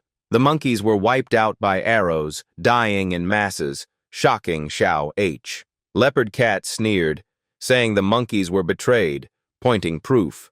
The monkey leader shook hands with wolves, feasting on goat meat, pleased with cooperation. Wolves sat on monkey corpses, promising him daily goat meat. Leopard Cat asked about the wolf's notebook, stressing monkeys weren't recorded despite their threat. The monkey leader buried his face in feasting, obsessed with the flavor. Leopard Cat added, hypothesizing the omnivore zone never truly had a monkey troop. He asked Xiao H what he thought of that. Xiao H froze, then suddenly understood. He blamed himself for not realizing earlier. He realized the chimp in the cafeteria was the monkey leader, each round turning into a troop. The uprising was doomed from the start, and it would never succeed in the future. Wolves led the monkey leader into the workshop, boasting of more meat, welcoming him to the feast. From afar, Xiao H smelled goat meat, his stomach growling with craving. He forced himself to resist hunger, reminding that it was human flesh. Leopard Cat advised that relying on monkeys to save tourists was hopeless. Only one path remained. Xiao H anxiously asked what the solution was. Leopard Cat replied he must become the rule setter. That figure was the lion. If he became a lion, he could rule or liberate, but the path required devouring countless people. Xiao H shuddered, gripping his necklace, tormented by wanting to save yet needing to kill, mind in turmoil calling Dian Dian and Heizi. He despaired, asking if no other way existed, while hunger nearly broke his restraint. The beast instinct was overtaking him. With Leopard Cat, he entered a strange hotel where a snake-like manager coldly ordered everyone to rest. In each room, food was prepared. Tomorrow began the second round. Rabbits in room 10, dogs in 8, pigs in 7, cats in 6. Xiao H was placed in room 1, foxes in 5, chickens in 4, donkeys in 3, rats in 2. He opened room 1, thinking the number was good, and he could rest a night. He hoped spirit would recover faster than it drained, or danger loomed. Approaching the table, he smelled the covered meat, knowing it was human flesh. His stomach roared, suffering after just one day, pessimistic about the long road ahead. But he resolved not to touch it tonight, and curiously lifted the lid. A plate of steaming meat appeared. Its rich aroma spread. He poked the meat aside with chopsticks. He found secret writing. The referee's law is absolute. Breaking it brings erosion. Odd numbers gain strength at night. Numbers can be seized by killing. Warning the meat was dead players from last round, urging to flee, for this was a cannibal hell. Xiao H muttered the writing was identical to the game's first hint, wondering who left it. He realized deaths could occur outside the main round. Round 2 would change rankings. Fewer people meant less competition. He reasoned rabbits, though weakest, weren't safe since anyone could kill them. He resolved to protect the rabbit. By letting others see his guard, they would drop thoughts of murder. He told himself it wasn't kindness, for goodwill was worn away after many horrors, then rushed to room 10 and knocked. A rabbit-eared girl opened cheerfully, calling him Wolf, then accidentally hit his nose with the door. He held his sore nose, saying he came to protect, not to play. She widened her eyes, praising his kindness, and invited him in. Xiao H saw her unopened meat plate, asked why she didn't eat or read the words, and she innocently said she only ate vegetables and wanted to repay him for protection. Xiao H nodded, saying he needed her help, but the rabbit girl misunderstood and began undressing, thinking he wanted intimacy. She affirmed she was ready to obey. She said she would keep him company tonight. Xiao H panicked, waving his hands while she looked puzzled, not knowing what else to do. He quickly handed her clothes back, turning away and explaining he didn't mean that. They sat talking. Xiao H asked her age. She confessed she had lied, actually only 13, making him sigh and ask about her past. He decided to let her sleep while he lay on the floor. He reminded her he'd ask for her help in the morning. He took a pillow and lay down to rest. He murmured the word exam in half sleep. She softly replied, obeying the wolf, wishing him good night. A moment later, a noise outside scared her, thinking without his protection she'd already be dead. She thought she must repay his kindness tomorrow. Morning came. Xiao H woke, checking spirit at 53,100, realizing recovery equaled drain, so it stayed, unchanged. He worried at this rate he'd lose sanity and become fully beast. The rabbit girl greeted sweetly. Xiao H sternly said he needed rabbit blood to stay lucid, recalling its purifying effect. She held out a scarred wrist, accepting his bite. He was shocked at her wounds, guessing she'd tried suicide many times as a human. He drank her blood, thanked her, and asked her name. She said she had none, only called Slut. Thanks to rabbit blood, his spirit fully recovered. Leaving the room, he promised to give her a new name. She happily agreed. The contestants gathered. The snake manager greeted coldly. He announced 2 more deaths overnight. Now only 7 remained, calling it good news. Xiao H saw the fox emerge from room 4, confirming it had killed the chicken. The pig from room 2 had also killed the rat. The air grew tense, preparing for deadly combat. The snake manager announced round 2 was soldier war, emphasizing open confrontation. The rules: 3 rounds, 7 cards from 1 to 6, and 1 trump card. Whoever drew the trump could issue absolute orders, no forced card swaps by violence. Xiao H thought this was a biased king game. Unlike covert fights, hard to handle without strength. He activated Deduction ability. Contestants stepped up to draw cards. The organizers forbade flipping cards first. Only holders could check. This was the game's secrecy element. Only the special card holder could announce commands. The pig gleefully flaunted he had drawn the power card. He raised it, ordering everyone to kill themselves immediately. The remaining 6 were stunned. They stared blankly, not understanding what just happened.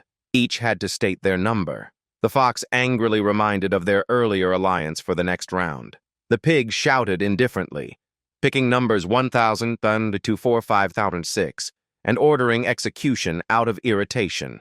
In Xiao H's mind, instinct surged, making his hands shake and harm himself. He panicked, begging the two beside him to intervene, but realized the law ruled everything. The referee was the rule itself. The ban on using violence to swap cards still held. The absolute ruler's command made him unable to stop the suicide act. The deduction cost 10 spirit points, leaving 150-160. He resolved to block the pig from issuing orders. The referee handed out the card box and announced the start of round 1. Xiaohei put his foot on the table after finding a loophole. The rule only forbade forced card swaps by violence. He lunged into action. He gripped the fat pig's neck tightly and shouted for the reason. The pig grumpily said it wanted to kill out of annoyance, blaming others' bad luck. Xiaohei was shocked that killing the pig was so easy, but relieved it hadn't yet used its power. He questioned if he had become ruthless, while the beasts around accused him of madness. The gamekeeper laughed, warning that killing all would void the crown's meaning and trap him in the building forever. Xiaohei calmly explained he did not kill without reason, and warned he would retaliate after escaping if anyone gave harmful orders. The snake person cheerfully added a rule requiring the king to name a specific number. If that number didn't appear, the ruler would die. Xiaohei realized the pig was dead, leaving one spare card in the 1006 deck. If an order used that spare number, the issuer would perish. The coordinator reminded that placing cards face down on the table was forbidden. Xiaohei hinted the referee casually added rules, making the game resemble control over life and death. The little rabbit happily cheered she had drawn the power card and wanted to issue a positive command following the wolf's advice. She hesitated, unsure which number was spare. A wrong choice would cost her life. Xiaohei whispered he was number 1, noting the rule banned placing cards but not speaking numbers, leaving her to believe or not. The little rabbit joyfully accepted, ordered number 1, and danced in celebration. The crowd stared in shock and questioned her action. Xiaohei silently blamed himself for creating a dangerous scenario. The beasts murmured that he should be killed for disgrace. Round 2 began with Gao Hu drawing the power card. He laughed loudly and declared himself the ruler. Everyone revealed their numbers. Xiaohei was 1, the rabbit was 2. The report announced number 5 spoken, with number 4 designated. The dog revealed he was number 6.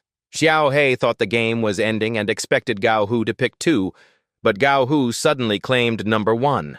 Xiaohei was shocked at being chosen, clutching his necklace nervously, tugged Gao Hu's clothes in protest, but was mocked as a foolish herbivore with passion.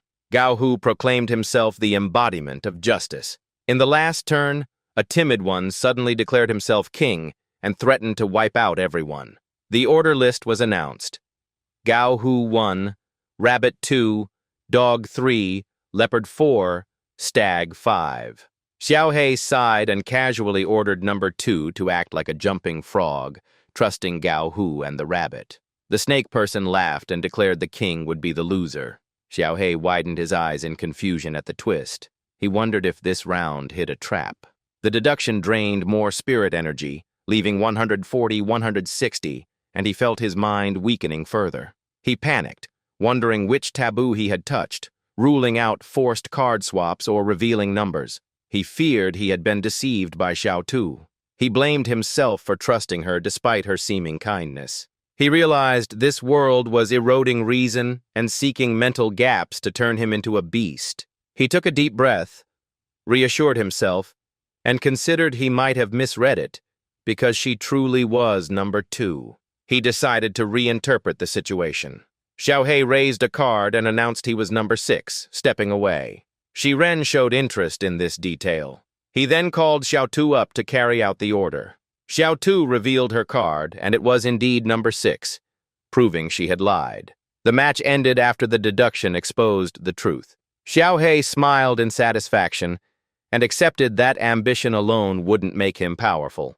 He resolved he wouldn't kill Xiao Tu pointlessly and wanted her death to mean something, so he ordered number 6 for her to slap herself. The onlookers cheered, finding it entertaining and urging her to comply. Xiao Tu faltered and stammered in embarrassment. She suddenly slapped herself so hard she cried out, feeling her hand act beyond her will. Gao Hu and others wondered how Xiao He had known Xiao Tu lied and were impressed. 1496. Everyone judged Xiao Tu as seeming innocent but actually cunning. Shi Ren reiterated the supremacy of the rule. Compel self-action, and round 2 officially ended wishing the 6 survivors well. That night, Xiao Tu trembled and curled on the bed. Xiao He burst into the room, spirit at 79,160, roaring and demanding her life. He asked whether she understood the price to be paid. In a hunger for power, he choked Xiao Tu and told himself eating her would restore his spirit. He believed this would keep him standing. In a world where the strong eat the weak, he wondered what was wrong with eating Xiao Tu and then bit her neck, making her scream. She cried out desperately for help. The act immediately restored Xiao He's spirit. Energy surged through his body. Xiao He looked at the rabbit lying there, neck bloody, and sobbed uncontrollably. Xiao He suddenly panicked. A flood of pleading made him realize his action was wrong. The idea of cannibalism rose in him as a terrifying desire. He questioned whether the place's evil was eroding his mind, or if he'd willingly fallen into degradation, no law, no voice. The strong crushing the weak. The torment forced him to spring up from where he lay. He dashed out of the room in a state of chaos. He ran down the corridor with his heart pounding. Stopping at the escape door, he recalled the strange turns. Xiao Tu made the king order him to jump, then might have plotted against him minutes later. The whispers around suggested doubt about everyone's identity and motives. He thought Xiao Tu knew his name and thus deliberately opposed him. Perhaps she retained human memory and special abilities. He wondered why only a powered person could keep a strong consciousness while he, an ordinary student, was hated by a 13-year-old girl. While thinking, he saw referee Shi Ren enter the elevator stealthily, so he secretly followed. From the exam room on floor 19, the snake went up to floor 99, making him wonder how many test zones coexisted in the building. On floor 99, a luxurious lounge hosted elegant snake figures drinking wine, welcoming the referee, who called himself number 19 and craved eternal status. One snake gleefully promoted abandoning human nature, while another bragged about causing 10 rounds with no survivors, delighting in life and death power. They declared all rules were made by them, treating contestants' suffering as a high-class comedy absent in human society. The referee raised his glass, inviting them to drink rabbit blood as a ritual of lustful power. Xiao He shuddered, realizing the drink was rabbit blood. They clinked glasses and admitted most weren't gifted, but needed it to stay sane. They chatted about killing more rabbits in days ahead for variety, making him tremble at how they saw blood and memories as mere entertainment commodities. He realized countless rounds occurred daily, destroying lives while those above treated it all as amusement. The next day, referee Shi Ren announced the final round as a dark duel, with a new rule requiring everyone to write each other's names on paper. Each contestant had to write one name. After 15 minutes, the papers would be collected, and whoever was named most would die. The voting results determined survival order. The most named died. The rest ranked accordingly. An assistant turned to Gao Hu, suggesting a trade peeking at each other's papers and forming an alliance to survive. Gao Hu nodded in agreement, thinking if all wrote his name, they could escape together. But Shi Ren mocked that if everyone wrote their own names, all would share the highest count no one surviving. The dog comforted trembling Xiao Tu, saying children ranked low had little risk, making her seem safer to them. Xiao He fell silent, holding his pen, hearing whispers that violence was banned this round, so they aimed to use votes for ranking, leaning toward voting the wolf for his bad reputation. The Hu-Man ordered them to choose the jumper to survive, threatening that if not obeyed, L would finish them. The black-haired youth smirked disdainfully. The trial looked simple at first glance, but debates continued, though in truth there was a guaranteed winning tactic. The snake figure was surprised, admitting even he hadn't found a way to save the group, suspicious of that smug attitude. The man in black glanced proudly, thinking none expected his scheme. His key argument: the rules didn't forbid attacking the judges. He summoned a dark creature at his side.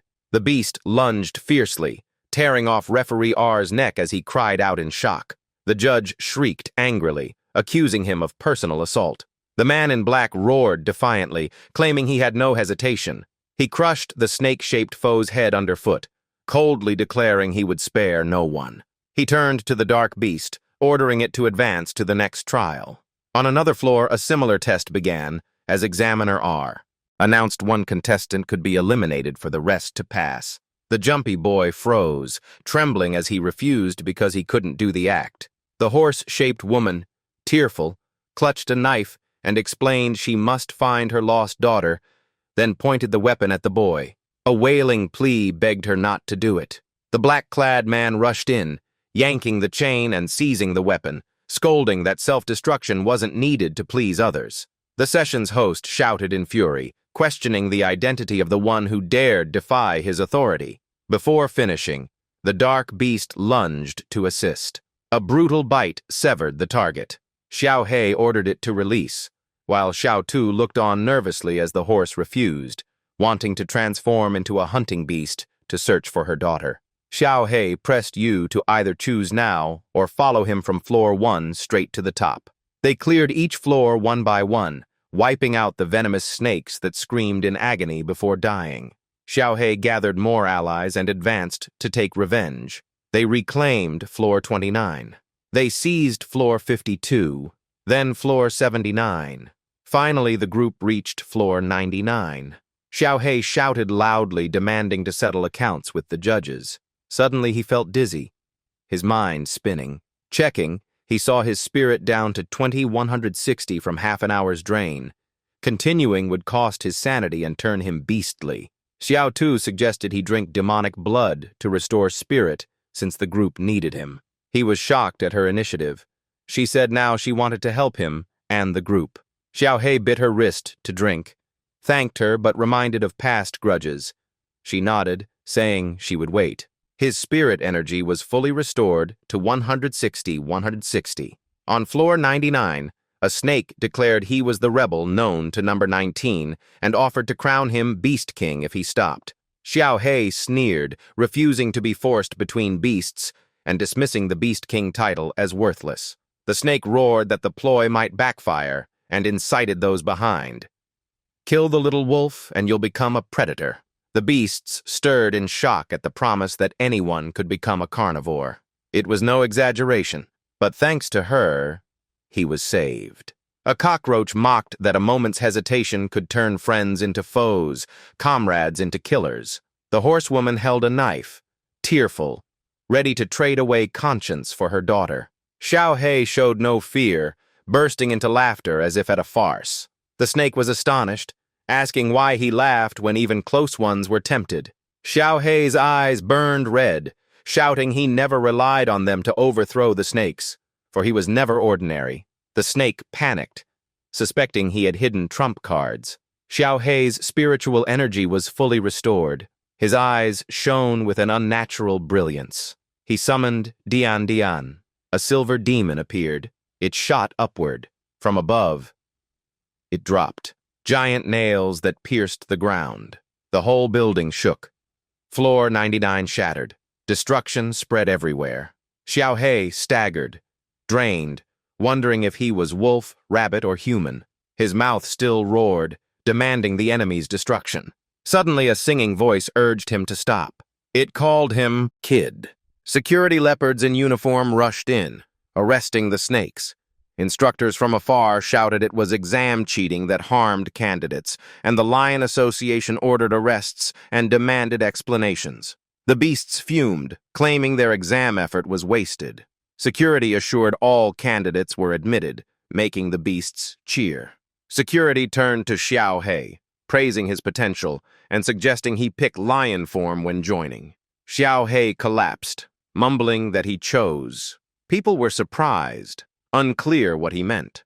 After a while, Xiao He awoke, spirit full, body transformed into a rabbit. Xiao Tu beside him asked in surprise why he didn't choose lion. He looked at his rabbit form, saying he'd rather eat grass, not kill, nor depend on human blood, but rely on himself. Xiao Tu smiled gently, realizing he wasn't evil as accused, but actually very good. Xiao Hei awkwardly asked if the bounty was why she once wanted to kill him. She admitted she was from the survivalist society, once seeing him as dangerous, but now had changed her mind. Chewing grass, Xiao Hei said the survivalist society was an anti-social group opposing the Hunter Association. He wondered why he was wanted, then vowed not to eat fellow beings, even in hunger. Xiao Tu was stunned, as she once believed the survivalist society fought for human happiness. Just then, security invited Xiao Hei to join the Lion Association as the only rabbit. He nodded in agreement, as long as no harm to others was required. With firm eyes, he followed the guide, while Xiao Tu tugged his clothes, asking to join. He answered briefly, "As you wish," and both were led away. At the main gate, two butlers greeted them solemnly and invited them to the rooftop to change into official Lion Association uniforms. Xiao Hei advised Xiao Tu to stay away from danger, but she insisted she wanted to free all captive beasts. She asked Xiao Hei to think of a name for her, since she had never had one. Hearing this, Xiao Hei didn't object and nodded in agreement. Time passed. They changed into neat uniforms and appeared solemnly in the main hall. 3 people awaited in the hall, a man in the center, with a girl and a young man beside him. The youth asked curiously. Xiao Hei quietly observed the situation. She stared intently at the guidance board on the wall. The board stated members could transform before outsiders. Nightly referendums would occur. Non-participants' beasts would be harmed. The majority side would survive while the minority would be executed, and finally declared joining brought freedom. But the savior would face annihilation. The girl explained the organization now had only 3 lions left, and if not for the 2 cheaters in the trial tower causing chaos, they wouldn't have let others in. Lin Shiya's familiar voice surprised Xiao Hei as she called his name. She smiled, said she had worried and sent people to find him, guessed he freed a rioting contestant, and praised him for keeping righteousness. Xiao Hei, stunned, pressed whether she had been a lion from the start, implying she wasn't fully human in her human identity. Lin Shiya cut in, saying her true identity was not for disclosure, but they were classmates. She explained the zoo's corruption turned her into a lion, yet she left secret clues in the rules to spare lives because each lion retained a rabbit's compassion. Many lions once tried to free the zoo, but lost the first referendum by 1 vote, and the minority was wiped out, making survivors ever more cautious. She sighed that cries for liberation had been ignored by elite lions, and conservatives prevailed because no one dared start. Gradually, pro-liberation supporters were eliminated, leaving only her forced to vote no each night to minimize losses. She grew heavy-hearted, explaining the association was actually controlled by snake-like judges who blocked anyone who might become a lion to avoid further losses. Someone eagerly pointed out that if the 3 of them united, 3 votes could outnumber 2 and free the zoo that very night. The man in the center shook his head, warning not to rejoice because the 2 newcomers might not follow her plan. Xiao Hei stated firmly their goal was liberation and questioned why a wealthy man had fallen into this state. He laughed, claiming the monster world was perfect and human wealth could not equal a powerful body here. He added that as long as one wasn't killed, lifespan became endless. Human existence was fragile compared to demons. The girl beside Xiao Hei was called Zhao Zhao, awkwardly prompting Xiao Hei to ask if she knew the man and whether he belonged to the longevity faction. Xiao Hei suspected he was a senior member of the survivalist society and organization she once praised, but now showed dark ambition and wondered why they hunted him. Zhao tempted her to live free, promising power, wealth, even a queen's status if she voted with him. He threatened that if she voted to free the zoo later, he would torture her to death. Xiao Hei worried for her, thinking the man's words were dangerously persuasive, and that she had little reason to return to a tragic human world so the association might never be freed.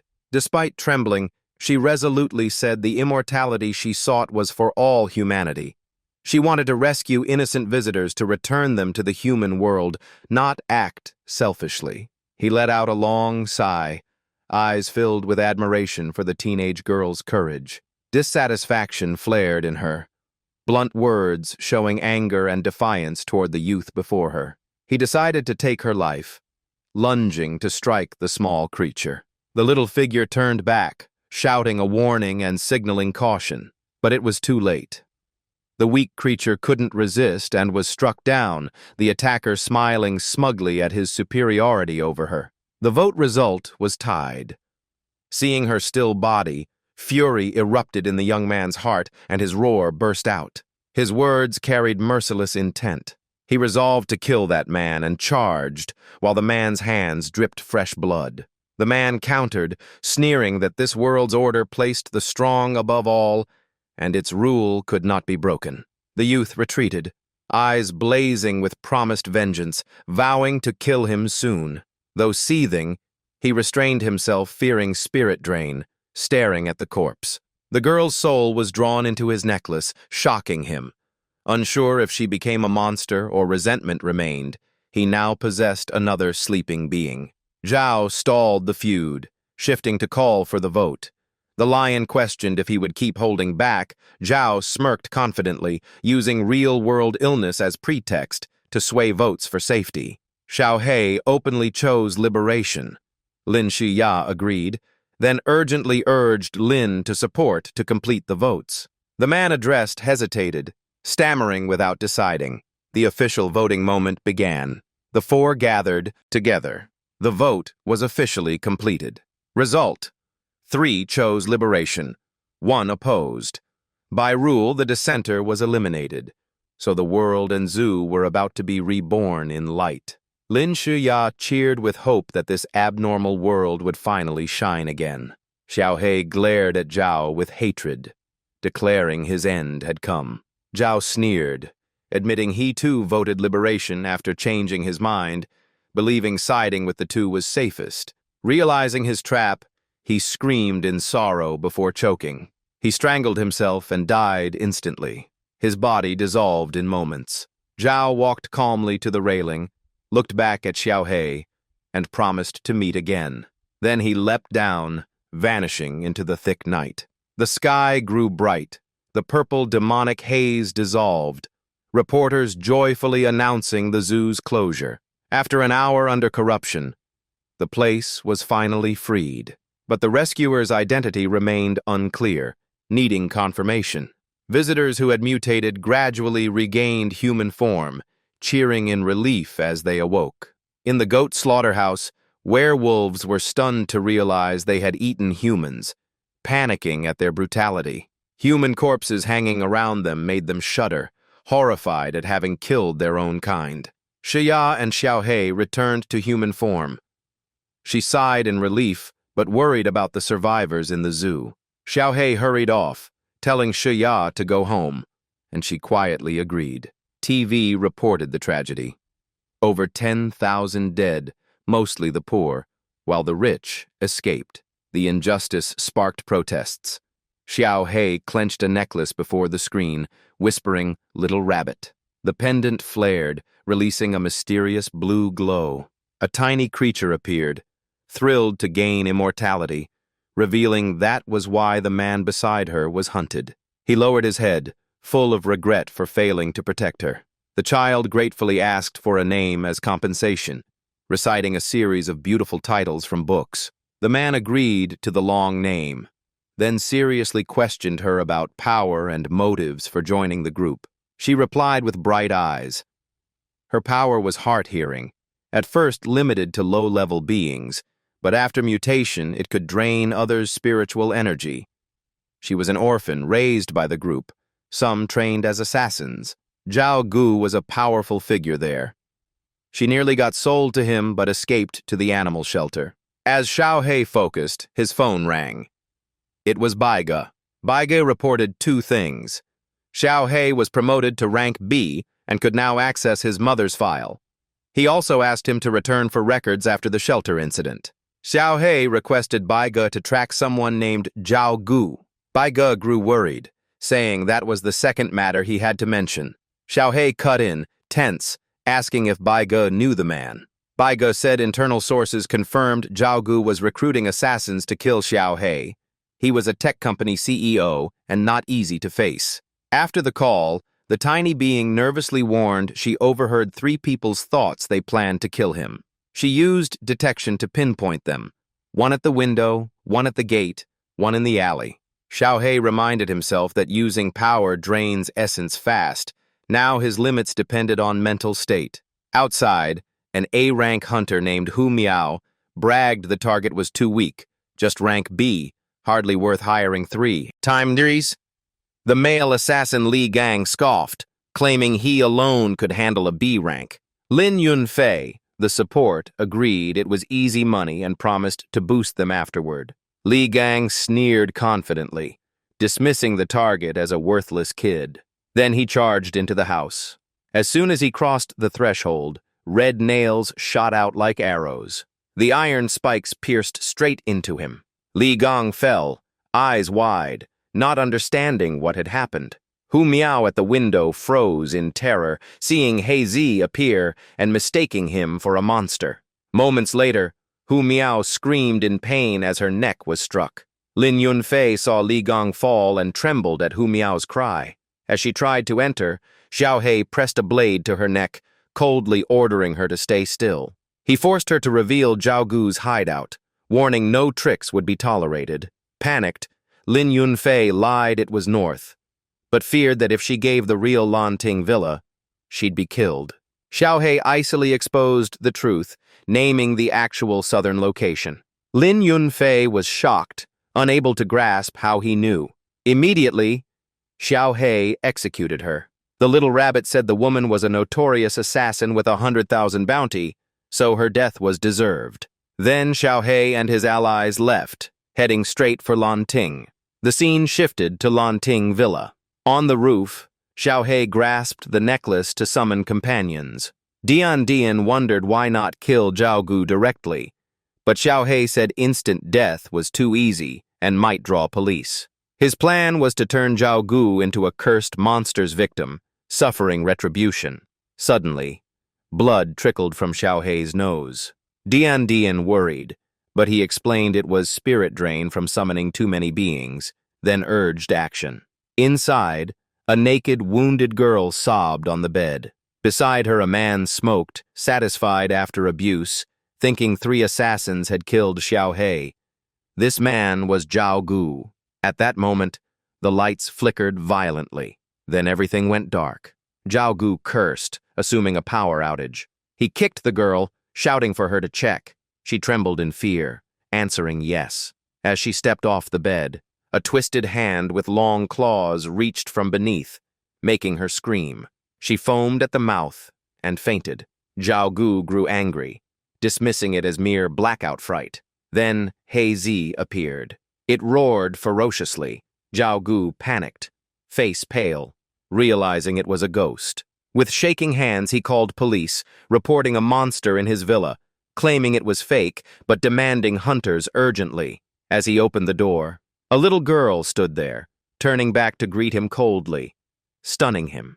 Zhao Gu sneered, thinking the girl was sent by the association, only 7 or 8 years old. He pretended kind, lured her inside, planning to lock her before police came. The girl acted innocent, asking his help to find something. Zhao Gu slyly promised, tricking her with talk of many sisters. He led her to a locked, wooden-doored room. The door opened. He shoved her in where many exhausted, nearly naked girls lay, calling them her new family. The girl calmly replied there were actually 10, not 9, as he said. In the cramped room, under the bed and near the old window, torn cloth showed indeed one more person. Zhao Gu stared at the girl, finding her face familiar, asking who she was. Xiao Yue revealed a bloodied, ghostly form, saying he had killed her yesterday. Zhao Gu panicked, stammering that she was supposed to be dead, asking if she truly became a ghost. Xiao Yue screamed, renaming herself Meng Yue, declaring the girls were no longer his playthings. She reverted to a child form, reminding him to help find something.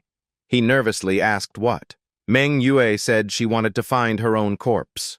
Zhao Gu grew more frantic, unable to believe it. She turned ghostly, eyes blazing, pointing out her body nailed under the bed. He shrieked in terror, calling her a ghost. At that moment, Haizi crept up behind him, eyes glowing darkly. In front stood Xiao Yue and Dian Dian, taunting that since he liked ghosts for their immortality, they would play with him. Zhao Gu wept and begged, utterly terrified. Haizi closed in, gaze ferocious. Xiao Yue grabbed the torture tools he once used, coldly vowing he would taste them all. At headquarters, Bai Gei heard a report about a distress call from the previous night. The patrol rushed there, discovering a hidden chamber filled with torture devices. These tools had been used against Zhao Gu himself, bound, nailed, and tormented to death as he once did to women. The investigation confirmed Zhao Gu was the one who called police. Bai Gei judged the wounds strange and heavy with ghostly aura, suspecting a monster. He also wondered why Zhao Gu, who just plotted against Xiao He, had suddenly died, a suspicious coincidence. After killing Zhao Gu, Xiao He's group left. Dian Dian happily tasted Coca-Cola for the first time. Haizi worried about being exposed for stealing the laptop, but Xiao He said no one suspected humans controlling monsters and believed the laptop might hold secrets of the Eternal Life Society hunting him. When booted, it revealed a trove of the Society's classified documents. The screen showed a bounty on Xiao He, alleging ties to Li Chuncheng. He was shocked the name matched his mother, suspecting the Society linked to her disappearance. He found the Society's secret chat software, planning to impersonate Zhao Gu for intel, when a mission message suddenly arrived. He tried probing, but before sending, the leader announced Zhao Gu's death, casting suspicion on him. He was swiftly expelled from the group. The leader messaged him privately, questioning his identity, terrifying him. The interrogations turned into threats, warning he would die soon. Xiao He instantly slammed the laptop shut. Frustrated, he decided to drop the matter for now, focus on finding his mother, and planned to visit the Hunter Guild. At the Binhai branch, Fei Fei congratulated Xiao He on reaching rank B in just half a month, but said the records held nothing on his mother, Li Chunhua, listed as ordinary. Fei Fei advised him to seek police instead, confirming no hunter named Li Chunhua existed nationwide. Xiao He persisted, asking her to search Li Kuncheng, suspecting his mother used an alias. Fei Fei laughed, revealing Kuncheng was a famous SSS rank hunter whose records were well known. Xiao He was stunned, unable to believe his mother held an SSS rank. Fei Fei pulled out a green notebook, confirming Kuncheng was a rare time type, but due to rank limits, Xiao He could see very little.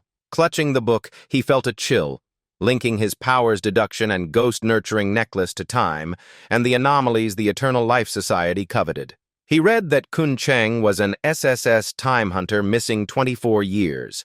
Fei Fei explained only SSS or guild leaders could access her full file. Xiao He reasoned he was 23, matching when Kuncheng vanished, likely disappearing while pregnant. The Society hunted him for resembling her powers. He recalled the ghost teacher and evil god events where he used deduction, wondering why they were so certain of his bond with Kuncheng. Staring at his mother's necklace, he believed she was extraordinary. Perhaps truly Kuncheng. Burning with resolve, he asked Fei Fei how to reach SSS. Fei Fei explained two paths, ranked by innate power or by surpassing missions. Since his ability was only B-rank luck, his only way was constant higher-tier missions, starting with A-rank. She advised teammates for safety, but Xiao He insisted on solo work to hide his powers and keep full credit and rewards. He chose an A-rank case at a girl's dorm involving disappearances. Fei Fei warned not to underestimate it and to retreat if too dangerous. On site, students admired that such a young man was already rank B, begging him to resolve the anomaly. He shyly asked details, feeling strange to be respected for the first time. They explained many girls vanished mysteriously. Police found nothing despite thorough searches, and cameras never showed them leaving. One girl added the dorm had since closed, students sent home, but 18 remained missing, pleading for his help. Xiaohei firmly agreed, brimming with confidence. Walking the corridor alone, he trembled, recalling A rank was far beyond him compared to the past C rank that required Bai Gei's S-team. But he told himself he was no longer that weak. He activated his deduction ability. Using his phone light, he searched every corner of the dorm for 10 minutes. Suddenly, he heard footsteps behind, though the place was empty. He turned but saw nothing, muttering to calm himself. The emptiness felt real. No one was there. Abruptly, he spotted a huge teddy bear with a twisted grin standing in the dark corner, chilling the air.